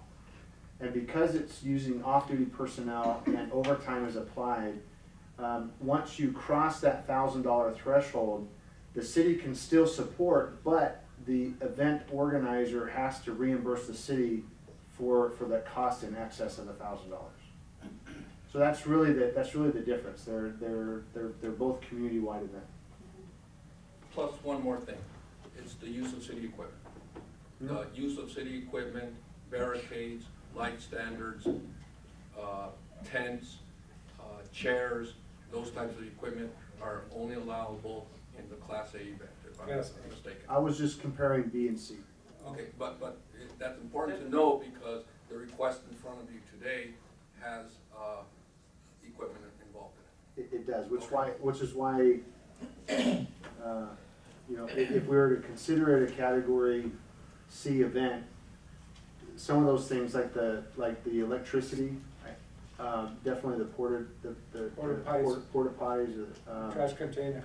I think did we because trash container is something part of our normal scope of duties, like the barricades, that's all part of the in-kind service. Yeah, I would feel comfortable deleting the values that are attributable to the barricades and the trash container, because that's our normal scope of Right. duty. So if we could then, you know, get the remainder within that 1,000? limit, then we can accomplish it that way. You know, the thing is that the last time we talked about it, I was under the understanding that they were gonna really approve the Fiestas de Mayo. So that's why I went ahead and did the same thing that I did for the past 4 years. So now when I saw the agenda and I saw it listed different, I thought, I mean, I don't know why the difference. This is the 5th year and it's the same problem, over and over and over again. It's an event that is gonna help the city, it's gonna bring revenues, it's gonna bring tourism, and then we're talking about $1,800 a question? I don't get it, really. No, but that's the thing, there was policy made, but that's why I think this event should be but it should be run by the city. Yeah, but for next year. Yeah. I mean, as I told you this morning, the event it's done.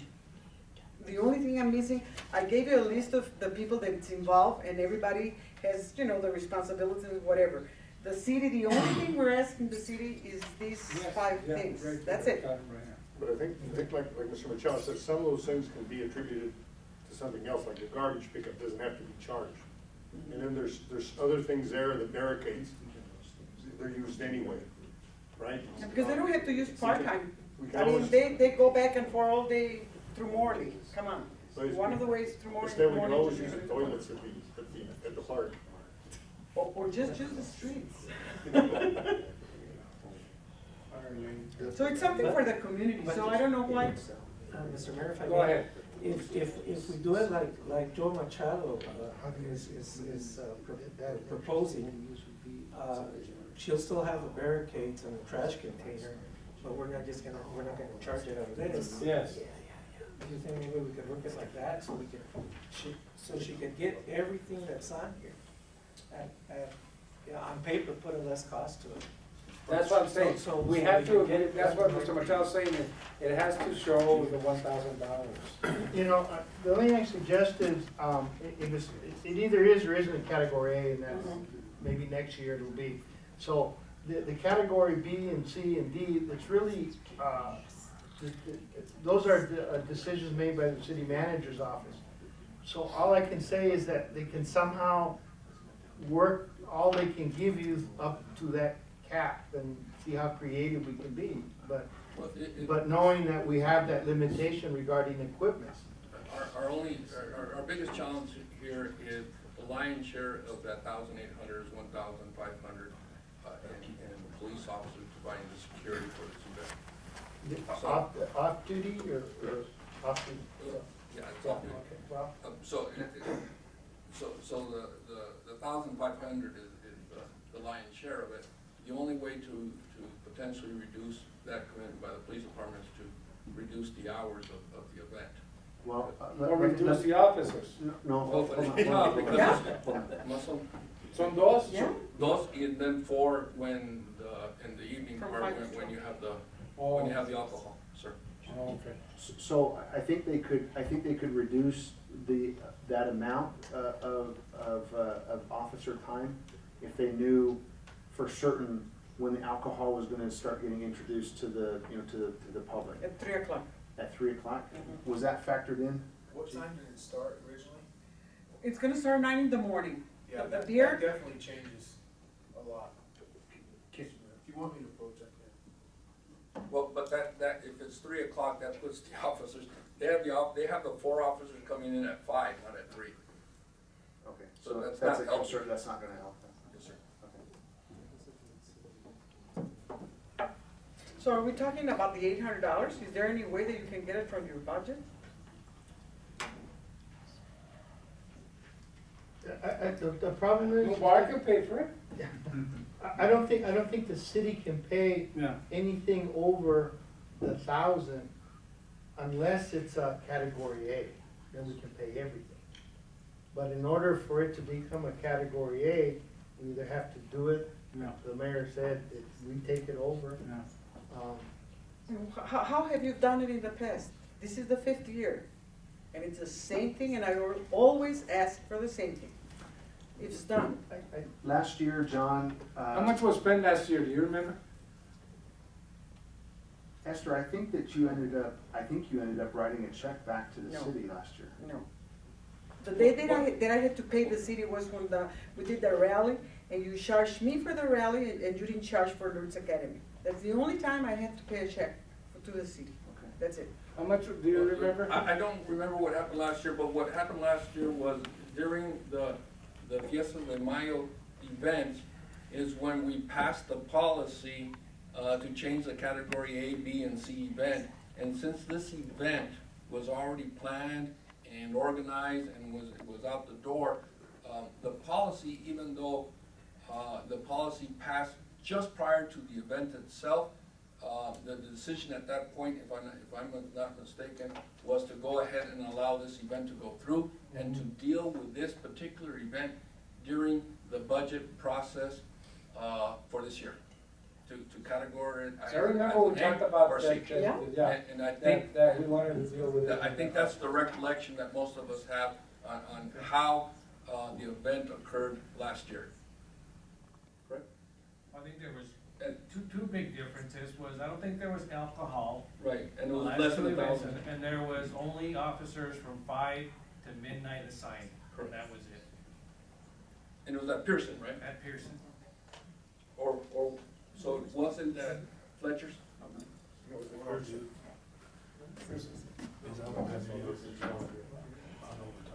I'll bring my staff in and we'll cover it. So, that way, you can think that's sufficient coverage. Yep. Thank you. Okay, good deal. We Good can, deal. and that'll be between your offices to So then figure we out don't how need to any- way to bring it under. If that's the point, then we don't need any, Suggest. I'm suggesting we don't need any action on this item. No, Okay. we don't need any action because But- the way it's written, we But can't take is that action. gonna solve the equipment issue or? No, we still have that issue, There's two that issues. can't include that Correct. issue, So, so you're gonna have to somehow, it may be covered, may not be covered, however you can work it out. But we can't change the policy. You unless- have to keep unless it you change the administratively, but within that category. policy. Within that policy. Yeah. The issue, okay, so we were trying to deal with two issues, and one was the $1,800 versus our $1,000 limit. And I think we can work something out with the PD to bring that down. The chief offered up, I think, a pretty generous solution on that. The other issue is the fact that the policy says that you can't have what's termed equipment, city equipment, on there unless it's a category A event. And the two things I think that are really throwing us over on that is the porta-johns, the barricade. not the barricades, barricades. The the dumpster, electricity. electricity. Are those generators? Is that the No, electricity? What is just it? for the electrician to go and turn it on. Oh, that's different. That's I'm the sorry. electricity. It's the barricade, it's the porta-johns You then. got the porta johns, and you have the barricades. But the police can take the barricades with them. I think we made the Job. decision, John, and this isn't what, in this meeting or this discussion, but previously, I thought we had talked about, trash containers, because it's in the scope of our normal business is to accept trash, so the containers, trash containers, and the barricades, because that's part of our normal scope of business too, is the barricading, either through the PD or the Public Works Department. So I think the issue is the toilets. Right, and we either can or we can't, and we'll look at that. I don't have any problem in being liberal in interpreting this, and we have to the greatest extent we can, but just as a caveat to everybody, I'm getting really uncomfortable when we have policies and then we have to try to change the policies to meet the request. We either change the policies or we don't make the request unless they go through the policy, because we're gonna get ourselves in a real legal bind one of these days. So, please, I'm asking, if we go to the budgeting process, designate your events and stick to those, because then we have these problems. Mr. Mayor, I have Yes. another caveat. I mean, it really is quite unfair to staff because the council set this policy. I mean, we had a lot of dialogue and a lot of input on this policy. We went through a couple of versions and renditions. Really, these events, staff, we're in a position that we have to enforce that policy. And we don't do it because we like an event or don't like an event, it's the policy. And so, it makes it really difficult for staff to be able to, to do this, especially when it's being spearheaded by, council, whether it's Christmas or it's veterans or whatever. I mean, the policy is the policy, and if we don't like the policy, then I think there's ways to readdress that policy and make it something that the council feels comfortable with. But to expect staff to do something other than the policy makes it really, really tough on us. So I just want to throw that out. I understand, Mr. Gilly.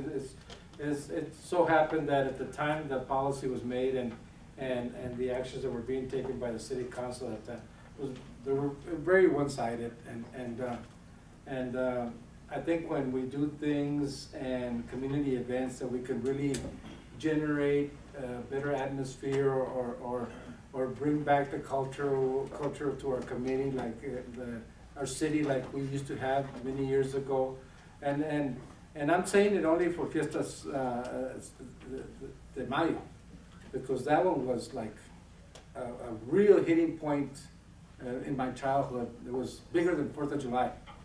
Matter of fact, we didn't even have a 4th of July parade. We had a Cinco de Mayo parade. Mm-hmm. So we lost it.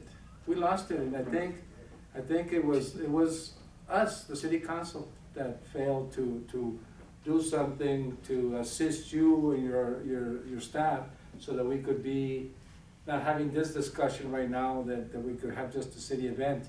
And maybe, hopefully, within the next month or two, we can sit down as a council and really look at these things and say, you know what, for Fiestas de Mayo, maybe we could add it to a Class A category, like Mr. Machado said.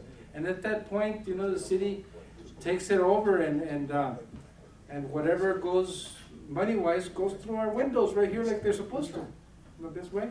So, I mean, the budget process is still before us, and there's an opportunity to have a dialogue and talk about these special events, for the following fiscal year, so.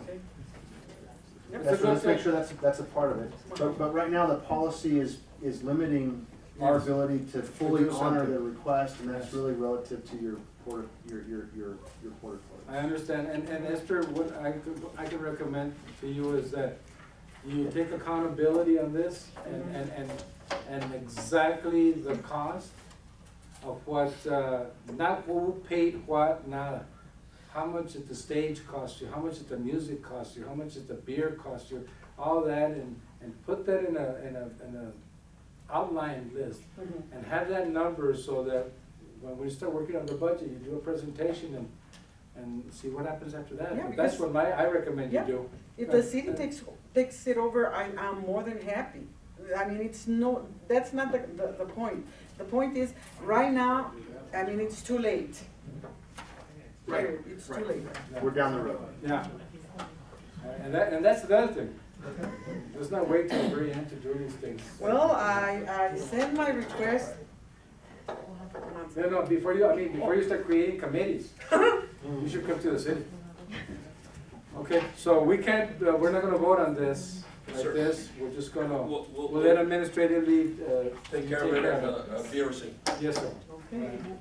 Did we have a motion on the? Yes, we do. Yes. No second. No second. No second? No. Correct. Okay. There was no second? No. No?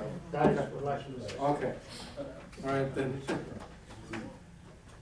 Okay, item number 8, consideration and possible action of order 2013-04-037.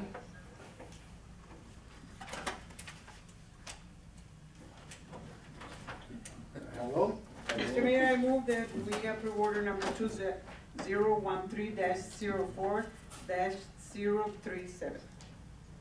Second. Second. Is there any discussion?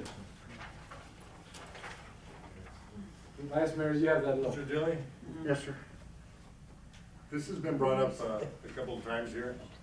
Is legal and your office and the city, has everybody gotten together on this one? Is everybody in agreement on this one?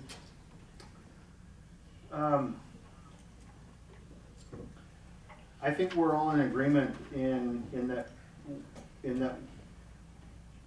we have to, I mean, there's an issue in front of us, and that issue has to be addressed. I think that goes without saying. The approach that I would take and recommend, in fact, I've already taken steps to, to affect that administratively.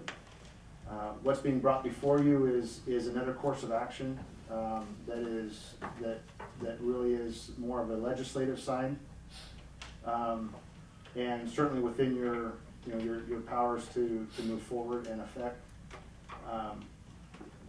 But what really is in front of us is definitely an issue that has to be addressed, and there are steps that need to be taken, to prove to any regulatory agency in the Department of Labor that we've been responsive and responsible as employers in addressing that particular issue. Let me emphasize something again. This is the adoption of this, I'm recommending purely for legal purposes.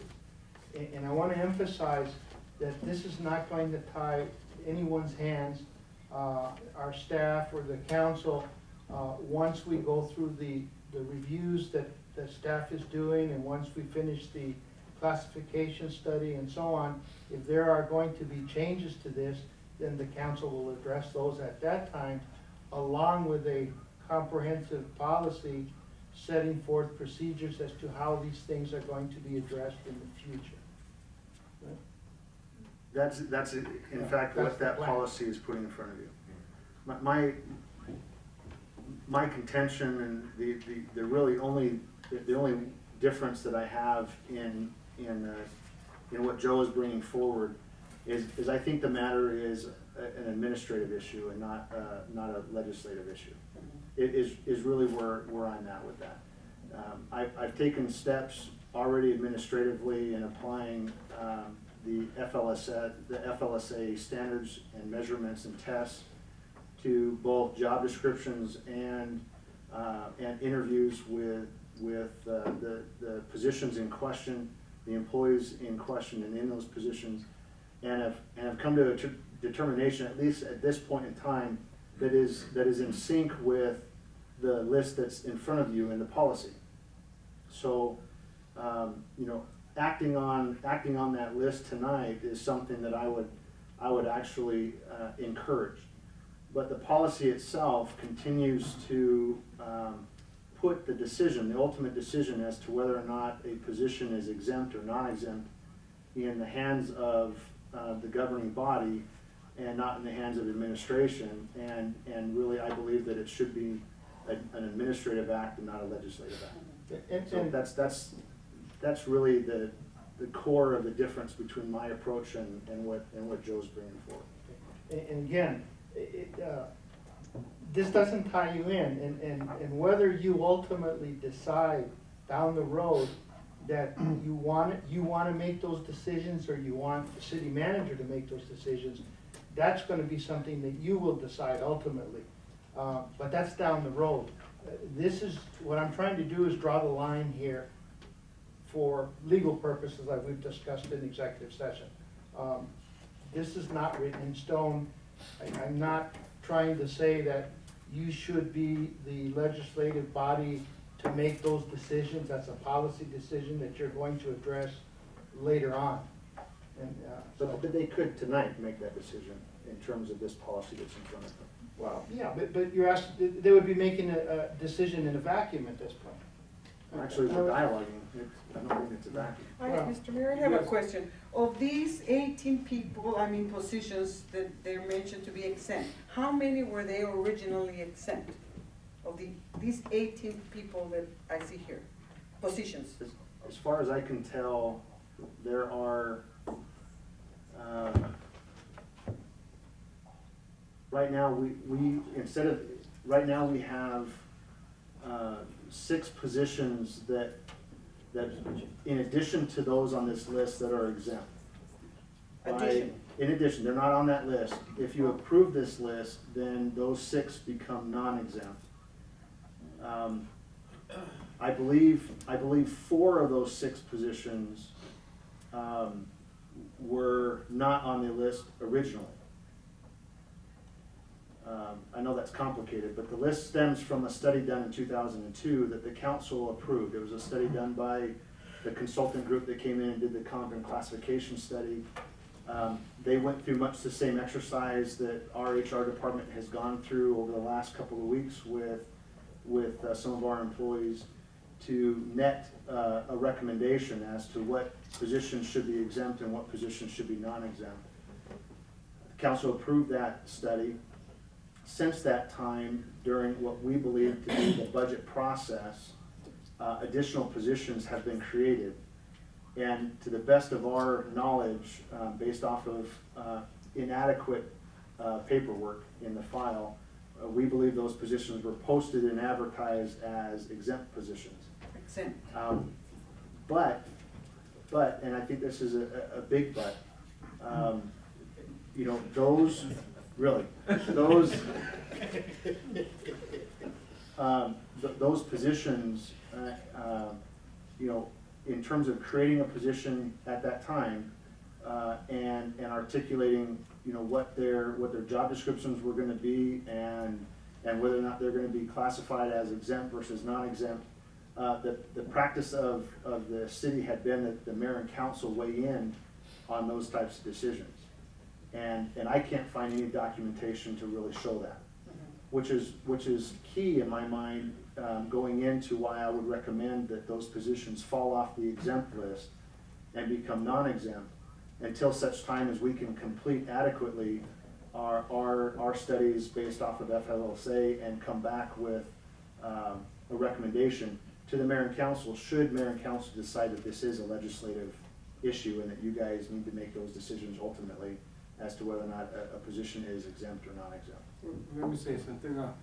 You know, from the beginning, when we discussed this in the last council meeting, I mentioned that I strongly believe that anything that has to do with employees is something that is done administratively.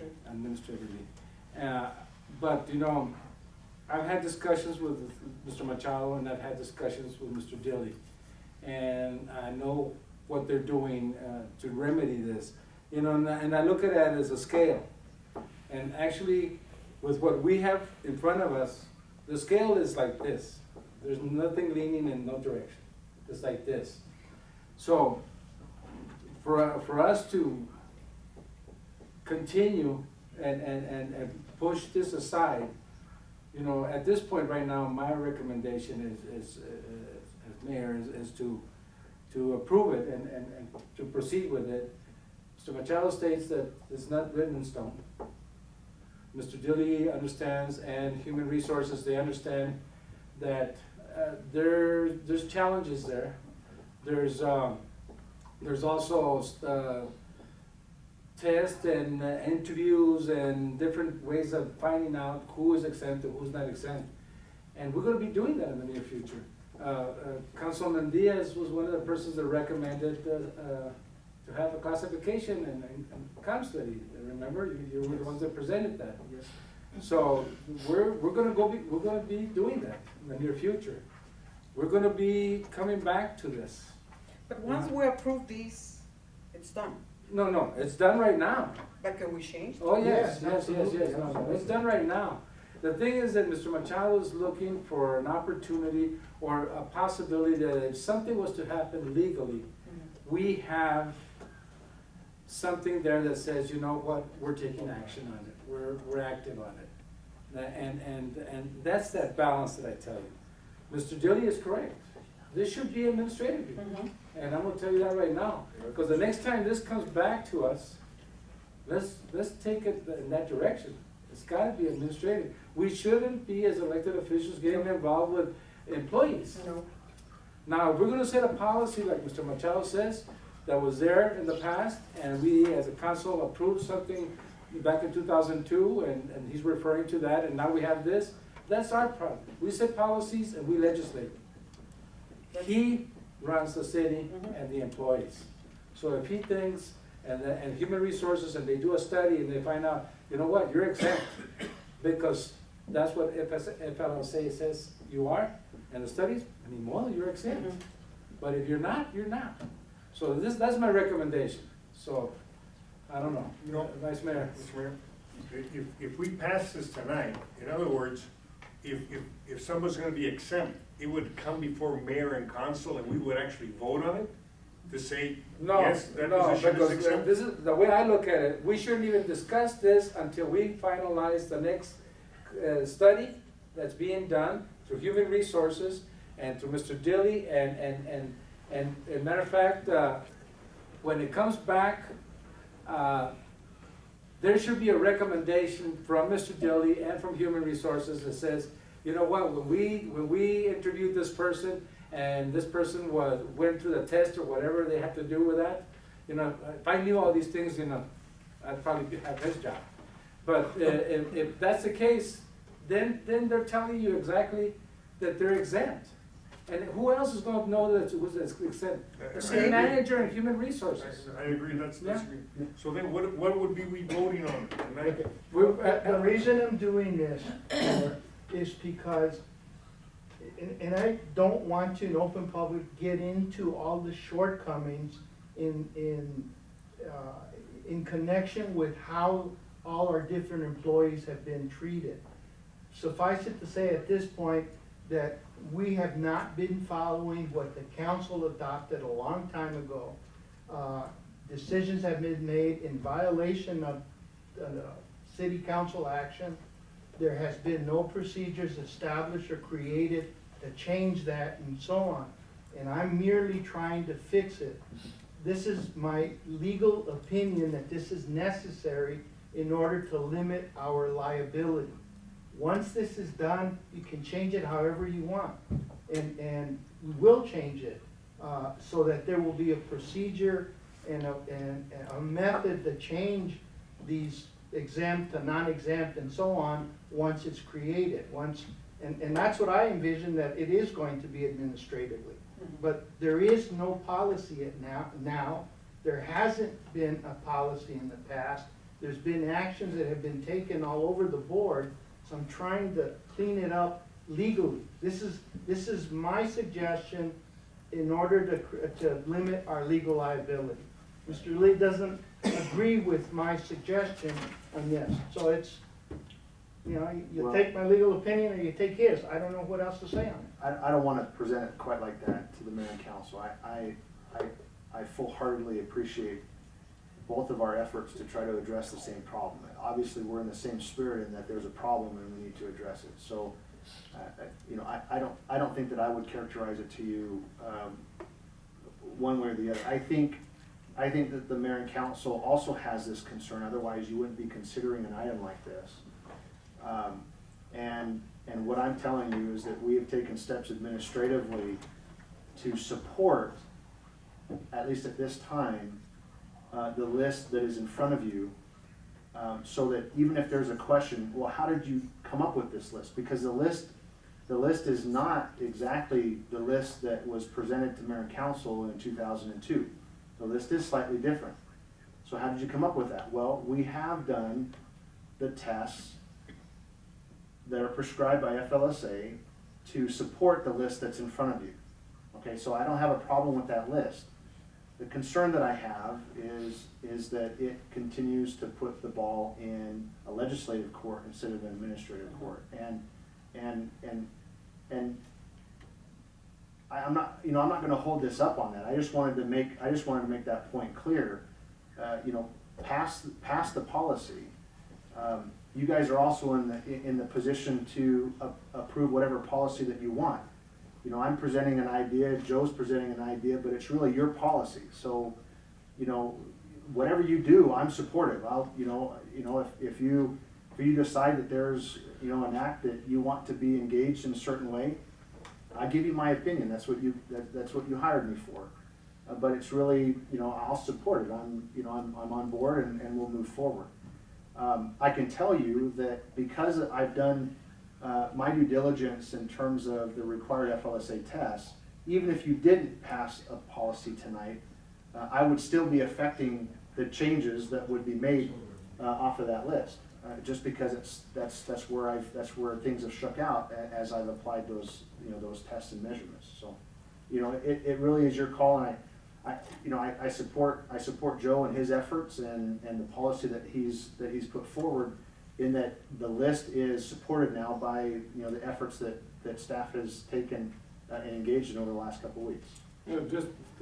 Just, whatever happens right now, Mr. Joe, they'll still be your employees tomorrow.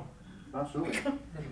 They're gonna be your employees tomorrow. Yeah, You're gonna have to deal with. my management thing. So, Yes, yeah. your management. But what I'm saying is that we're talking about something that either it's broken or not broken. And we could probably sit here and talk about it all night long. But, what I want. I would then recommend approval of the policy. Yeah. When we come forward with the results of the study, maybe that's an appropriate time to set in place a policy Yes. that seems to. Yeah, because the policy also has to say not only that these people are non-exempt or exempt or whatever you want to call it, but it also, the policy has to say, how do you identify the exempt? How do you identify non-exempt? There's a lot of things that have to be placed in the policy, right, Joe? Yeah. And if we're gonna discuss that in the future when we start doing the study, well, that's the perfect time for us to say, you know what? And if at that time some of these employees on that list end up being exempt, well, that's it. That's what the policy is gonna say, and that's what the test is gonna say from the FLSA, and it's gonna be at that time, hopefully, administrative, and hopefully, no other mayor and no other city council will have to deal with this again. So at this moment, I'll entertain a vote. All in favor signify by saying aye. Aye. Opposed? The ayes have it. Thank you very much. Item number 9, consideration possible action of order 2013-04-038. This is a follow-up to previous council request regarding an amendment to the vehicle use policy that would cover the use of cell phone devices, I guess, or electronic devices, right? Or electronic devices while operating a vehicle. Before there's a motion, I just wanna say something. If we were to pass an ordinance like this for a municipality, for the citywide, who would enforce it? The police department, right? Now, I wanna know who's gonna enforce the police department when they're using their cell phones. We are. Oh, so we're gonna go driving around looking for people. Anytime I see one, I'm And checking at it. that time, when we see somebody using their cell phone, the fire truck or one of the city trucks, sanitation, I'm a little concerned with this, because how are we gonna identify, and is it gonna be your word against mine? The persons that, if I say I saw somebody driving, or are we gonna have a citizens group out there looking out for our city employees? I still don't understand how we're gonna do that. How are we gonna do that, John? Just like any other policy, it's enforced by the supervisory personnel, the supervisors, the department heads, the administration, the staff. They make sure, just like everything else. You know, when one of these department heads is driving around with a telephone using it, who's gonna enforce them? I'll have to. But you're in your office. Well, I'll start driving There are around. many eyes. A lot of people start calling, yeah. But I'll have to wait to get back to the office or pull over to call it in. I can understand a citywide thing, but the employee thing, it's not, I don't know. I don't like it. Well, we all agree and have to agree, whether we abide by this personally or not, that it is statistically less safe to be on the phone driving than if you're not on the phone driving. Everybody agree, right? Yes. Okay. Now, I know I've seen all of you driving, well, not you, Mr. Acosta, but I've seen all of you driving while talking on the phone. Yes. It happens. I do. I'm just glad I don't own a city vehicle, because, I'm on the phone all the time, right? But, I'll never make it to Phoenix if I'm going in a city vehicle and you guys call me every minute. Because I'm gonna be stopping at every. but it is a safety, Yeah, it is a safety concern. Now, I don't know, Mr. Parada isn't here, or he was the one that brought this forward as a concern. It would be nice to hear, you know, what's at the heart of the concern. I don't No, know. but his concern was heavy equipment. No. No, but the reason it was brought up originally, Mayor, is because we had conferences with our insurance people, when they had the safety conferences and all that. And they were the ones that were encouraging that all cities under the, adopt these types of policies. And there's, in our vehicle policy, there's a lot of obligations that are imposed on city personnel that are subject to enforcement by our own staff, you know, insurance requirements. What kind of, okay, enforcement, what kind of action is gonna be taken? If somebody is seen, and then it's gonna be your word against his, that he was using the phone. Now, it really depends on how egregious the offense is. the hour on the phone, so. It would depend on how egregious the offense is. If somebody gets into an accident, a fender bender, and it's determined that they were on the phone when they did it, that could be a big, that would be a different response for me than if they were just seen driving down the road, you know, using the phone. So I think it just depends on the act and how egregious it is. I'm concerned because, you know, this is kind of a really broad approach to the issue. We just got done investing thousands and thousands of dollars in our police vehicles for the laptops. It's my understanding that it is not uncommon and Driving and using it. And it's actually industry practice to do some things on that laptop while they're driving. Yeah, Okay? I seen them. So, you know, I'm struggling with this a little bit because it also includes electronic devices. Joe, I don't know if I've talked to you about this or not. Is there a way of talking about like hands-free devices in this, so that if you are on the phone, the only way you can be engaged on the phone is if you have a hands-free device? Bluetooth. Like a Bluetooth or even earplugs or, you know, whatever. I don't know. I'm trying to address a safety issue because no doubt everybody agrees, and what you do in your own vehicle has to be different than what you do in a vehicle owned by the public. You know, we need to, I think it's smart to address it. I'm struggling in terms of how best to address that concern. The only part I'm a little concerned is on the enforcement. I also believe that safety is number one, and being on the phone, of course, is not very safe. You know, even just talking is not very safe, but you know, it's up to you, members of the city council. It includes personal vehicles too. I just want to make that clear. The policy includes doing city business with electronic devices in your personal vehicle also. It's not just a city vehicle. Oh. Yeah, personal vehicle if it's being used on city business. Absolutely. Yeah. Well, Absolutely. I'm in trouble. And the reason that is, Mayor, is because if you're using your city vehicle, or you're using a personal vehicle to drive to Phoenix on city business, you're covered under the insurance policy. And the city is liable for your actions during the city business. That's why it's covered during that time. Plus, a lot of the, just so you know, a lot of the electronic devices could include navigation devices. Yeah, you did. So if you're using your electronic device to navigate you from point A to point B, that would also be included in this policy. Correct, Joe?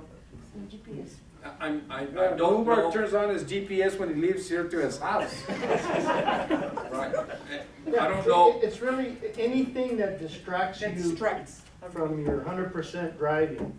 That's the intent of these types of restrictions. Well, let's vote on it and, What does the state say?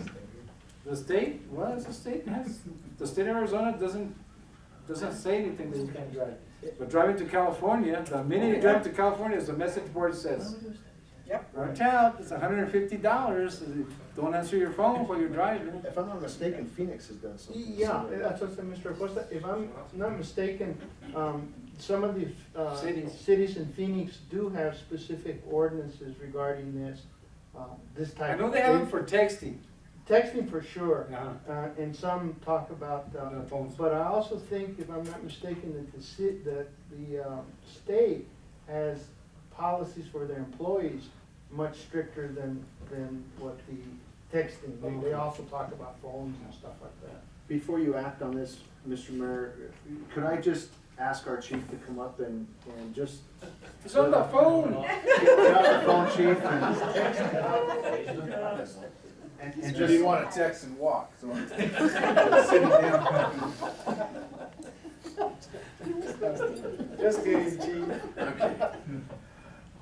Yeah, Would you, contemplating this policy, would you just talk about, how you might adjust, your course of business with your officers so that we can honor that, this policy, what that means to you? First off, the police department is not above any law. So I want the public and council and everyone to understand that. If this is enacted, this can create some issues within the department, only because it's going to be something that is brand new and it's going to immediately impose restrictions that otherwise aren't there today, that allow officers to have a little freedom going to and from calls or wherever they're at during their 8-hour shift. On the flip side, I fully understand as the chief of police the liabilities imposed when one of my officers or myself is on the cell phone driving. We've encountered many accidents that were, because of inattention or whatever, that people are injured or killed.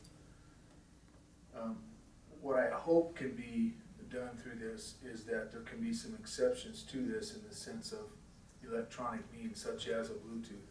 My vehicle is one of few, because it's a new vehicle, that has the Bluetooth in it. Now, it doesn't mean that an officer couldn't get a physical earpiece with the Bluetooth for his or her phone. One of the things that council needs to understand also is not all of our officers have department issued cell phones. And so it'd be easy to restrict any officer on private or personal cell phone. That would be very simple, and that would be something that I can do as the chief of police with or without this. So it's a tough situation for me, because I know that this is going to be one of those things where it's going to be, some officers are going to really understand that they can't be on that phone, and then there's others that will probably test those waters. And so, Mayor, I think it was you that asked about what happens when that day comes. I don't know. I mean, obviously, We'll cross that bridge. yeah, we'll cross that bridge when we get there. So, Well, we have a bridge to cross, and now we have a vote. But do we have, in this, I guess, ordinance, do we have any penalties for any of this, or? The penalties, would be, under our personnel manual. Yeah. This is a policy, a city policy applicable to all, and it's just like any other policy. The employees violate it, they go through the. You have an oral, then a written reprimand, then you go to the prosecutor. Again, it would depend on, the egregious, Yeah. the level of offense, really. I mean, a lot will factor into that. So.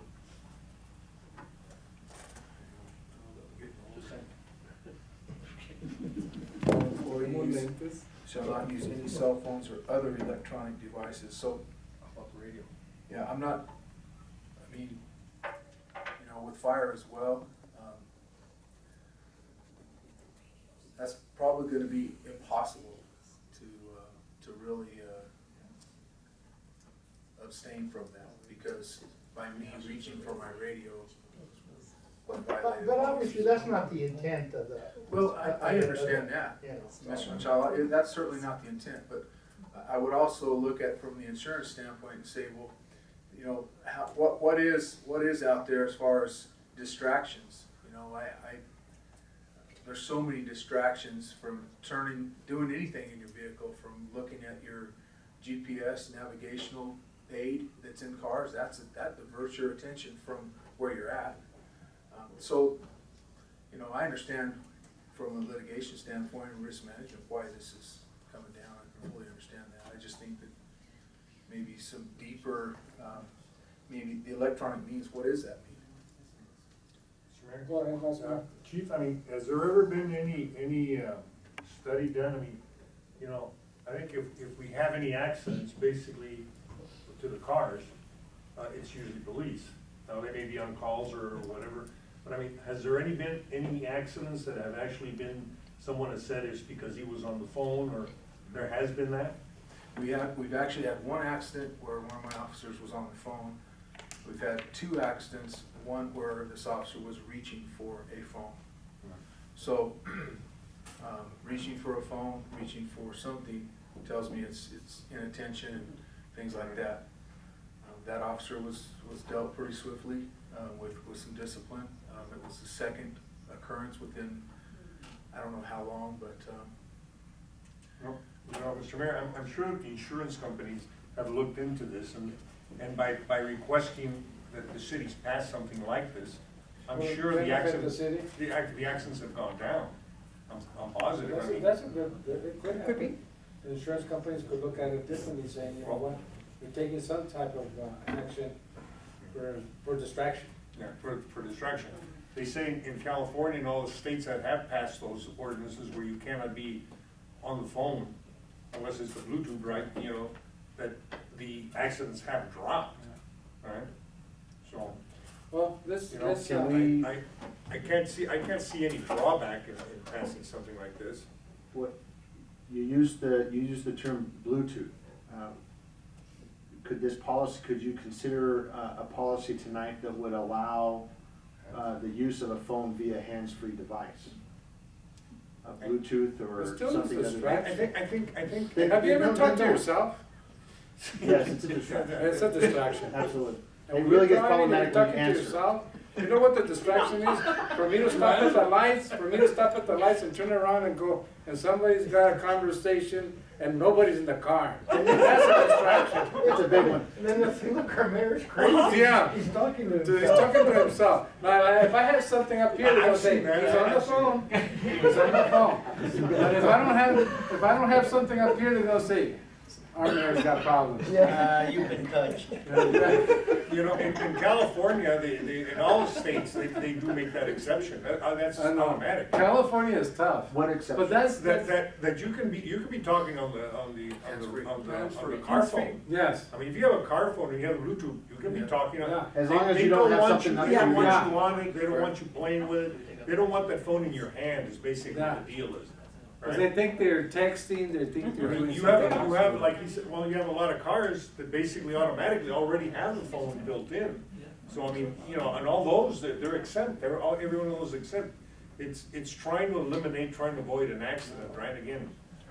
And I think that's what we're trying to do, is basically eliminate an accident, especially with heavy equipment operators, something like that. I think that was Mr. Parada's intentions. Wouldn't you say that was his intention? So would you consider that exception, the use of hands-free device? Well, I think, Mr. Machado, wouldn't that be already considered in there, or that has to be No, specific? as it's written out, you could not use the hands-free device. You know, like Chief was saying, everything is a distraction, right? The radio, whatever.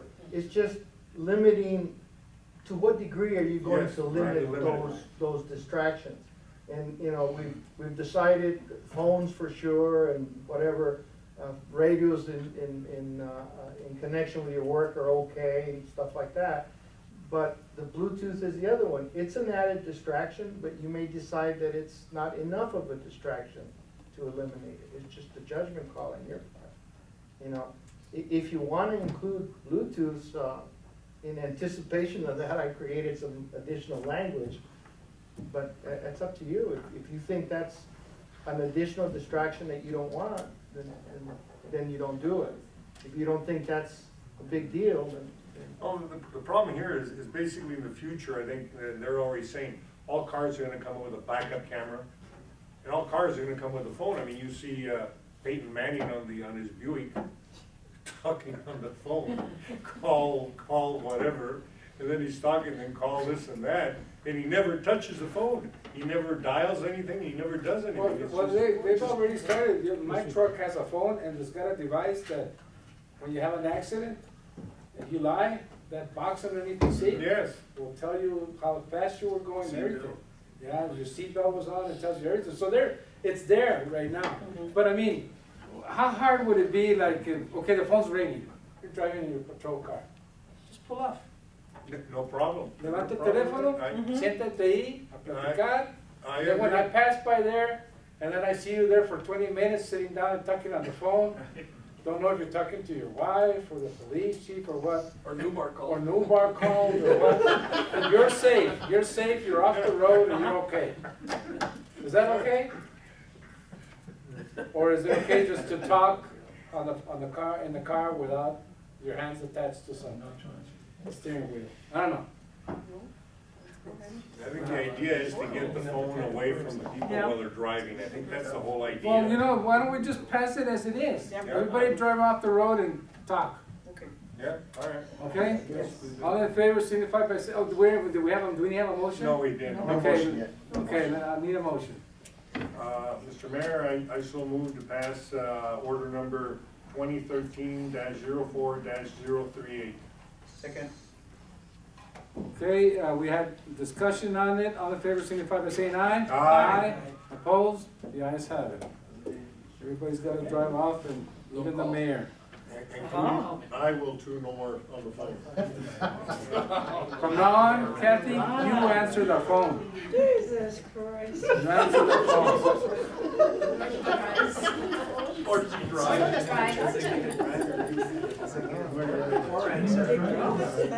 That's it. I wanna see who's the one that's gonna reprimand me. Kathy? Kathy? Kathy, you give me a call if you violation. Well, you know, the only good thing about this, members of the council, that if we do it for our own city employees, maybe one day we should do it for the whole city. I think we should. Yes. Ourselves. Let's think about it. Okay, item number 10, consideration possible action of order 2013-04-039. Mr. Mayor, I move to approve order number 2013-04-039. Is there a second? Second, Mr. Mayor. Discussion. Hearing none, all in favor signify by saying aye. Aye. Opposed, the ayes have it. City manager's report, Mr. Dilly, it's 10 o'clock. Is it really? You know where your kids are?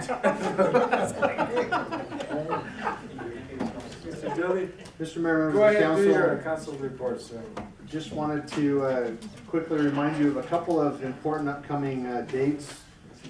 We've got the second trade summit on the 26th, and certainly welcoming each and every one of you to be there in attendance and participate. 26th.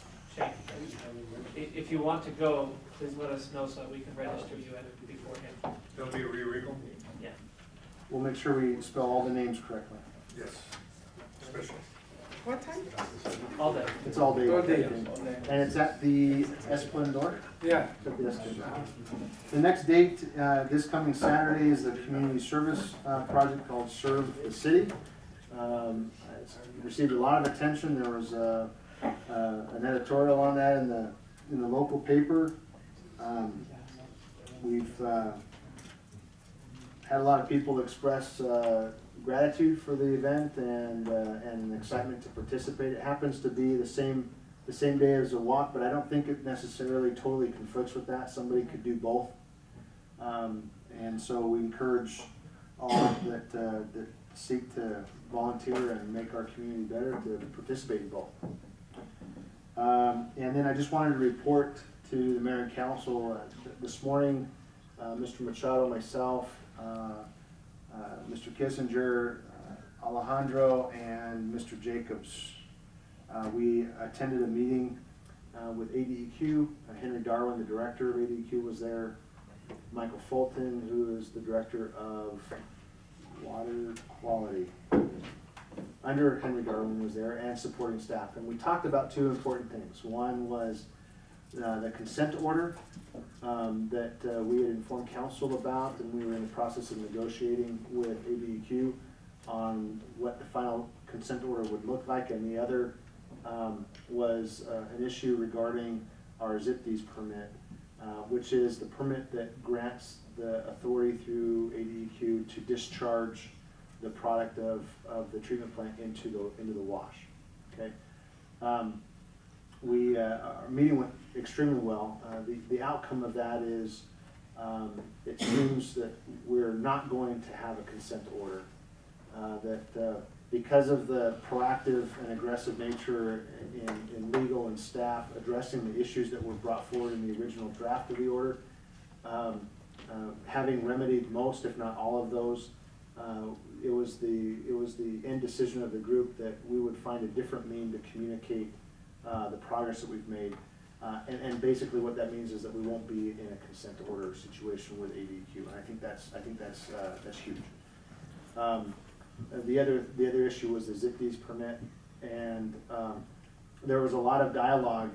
We had represented to council that really was a crossroad for us. If we're not a co-signer on that permit, and IBWC is the only name on the permit, that it may have implications on our ability to affect our destiny in the future as it relates to new growth, new people hooking up, regulations, and conditions of a pre-treatment program in our community. If our name isn't on that permit, then IBWC is really running that show. And so we expect to have a permit that is a draft permit that is submitted to both the city of Nogales and IBWC that has both of our names on that permit. However, we anticipate, although we don't know the language and we don't know the extent of this effort, we anticipate ADEQ trying to address the fact that there are contaminants coming across the line into Nogales and into our wastewater treatment plant that we are not responsible for as a city. We do have our own pretreatment program. We do have obligations. If there are contaminants that we put into the system, we are responsible for those and have to mitigate that. But the lion's share of the problem, ADEQ believes, stems from Mexico, and we'll try to draft some language to acknowledge that, so that if there is a responsibility to add infrastructure either at the border or at the plant itself, we can lean on that to show that it's not our obligation in cost or operational wise. And as soon as we get that draft and have it in front of us, we'll share that with the mayor and council. But that'll be down the road just a little bit. Okay. And that concludes my report. Any future agenda items? No? Well, Mr. Mayor, yeah. Just one on Mr. Dilly, on the flood issues with the county. Have we picked one project? Wouldn't that question be better posed to the county? Have they picked a project that we put in front of them? Because we put a few. You know, it seems to be a misunderstanding everywhere, so maybe. They're the ones with the money and they're the ones with the technical. I'll do the talking for both sides. I don't think you should Maybe talk to both sides. that's the way it's gotta be, because neither side seems to be wanting to talk to the other side, right? We have gone to their meeting and we presented. Let us pick one project. Forget the county, let us pick one project, and we'll give it to them. And they already said that, so let's forget them picking, let us pick it. I haven't heard that. I did, I heard at the meeting I was at, that's what they said. Well, let's just do it. Let's just do it. Let's just pick a project. Let's and pick a project. Present it to them and see what. See, So we'll put an item on the agenda for the mayor and council. We'll show you what we presented to the county, and you can tell us what project you want us to sponsor with the county. Okay. Meeting's adjourned.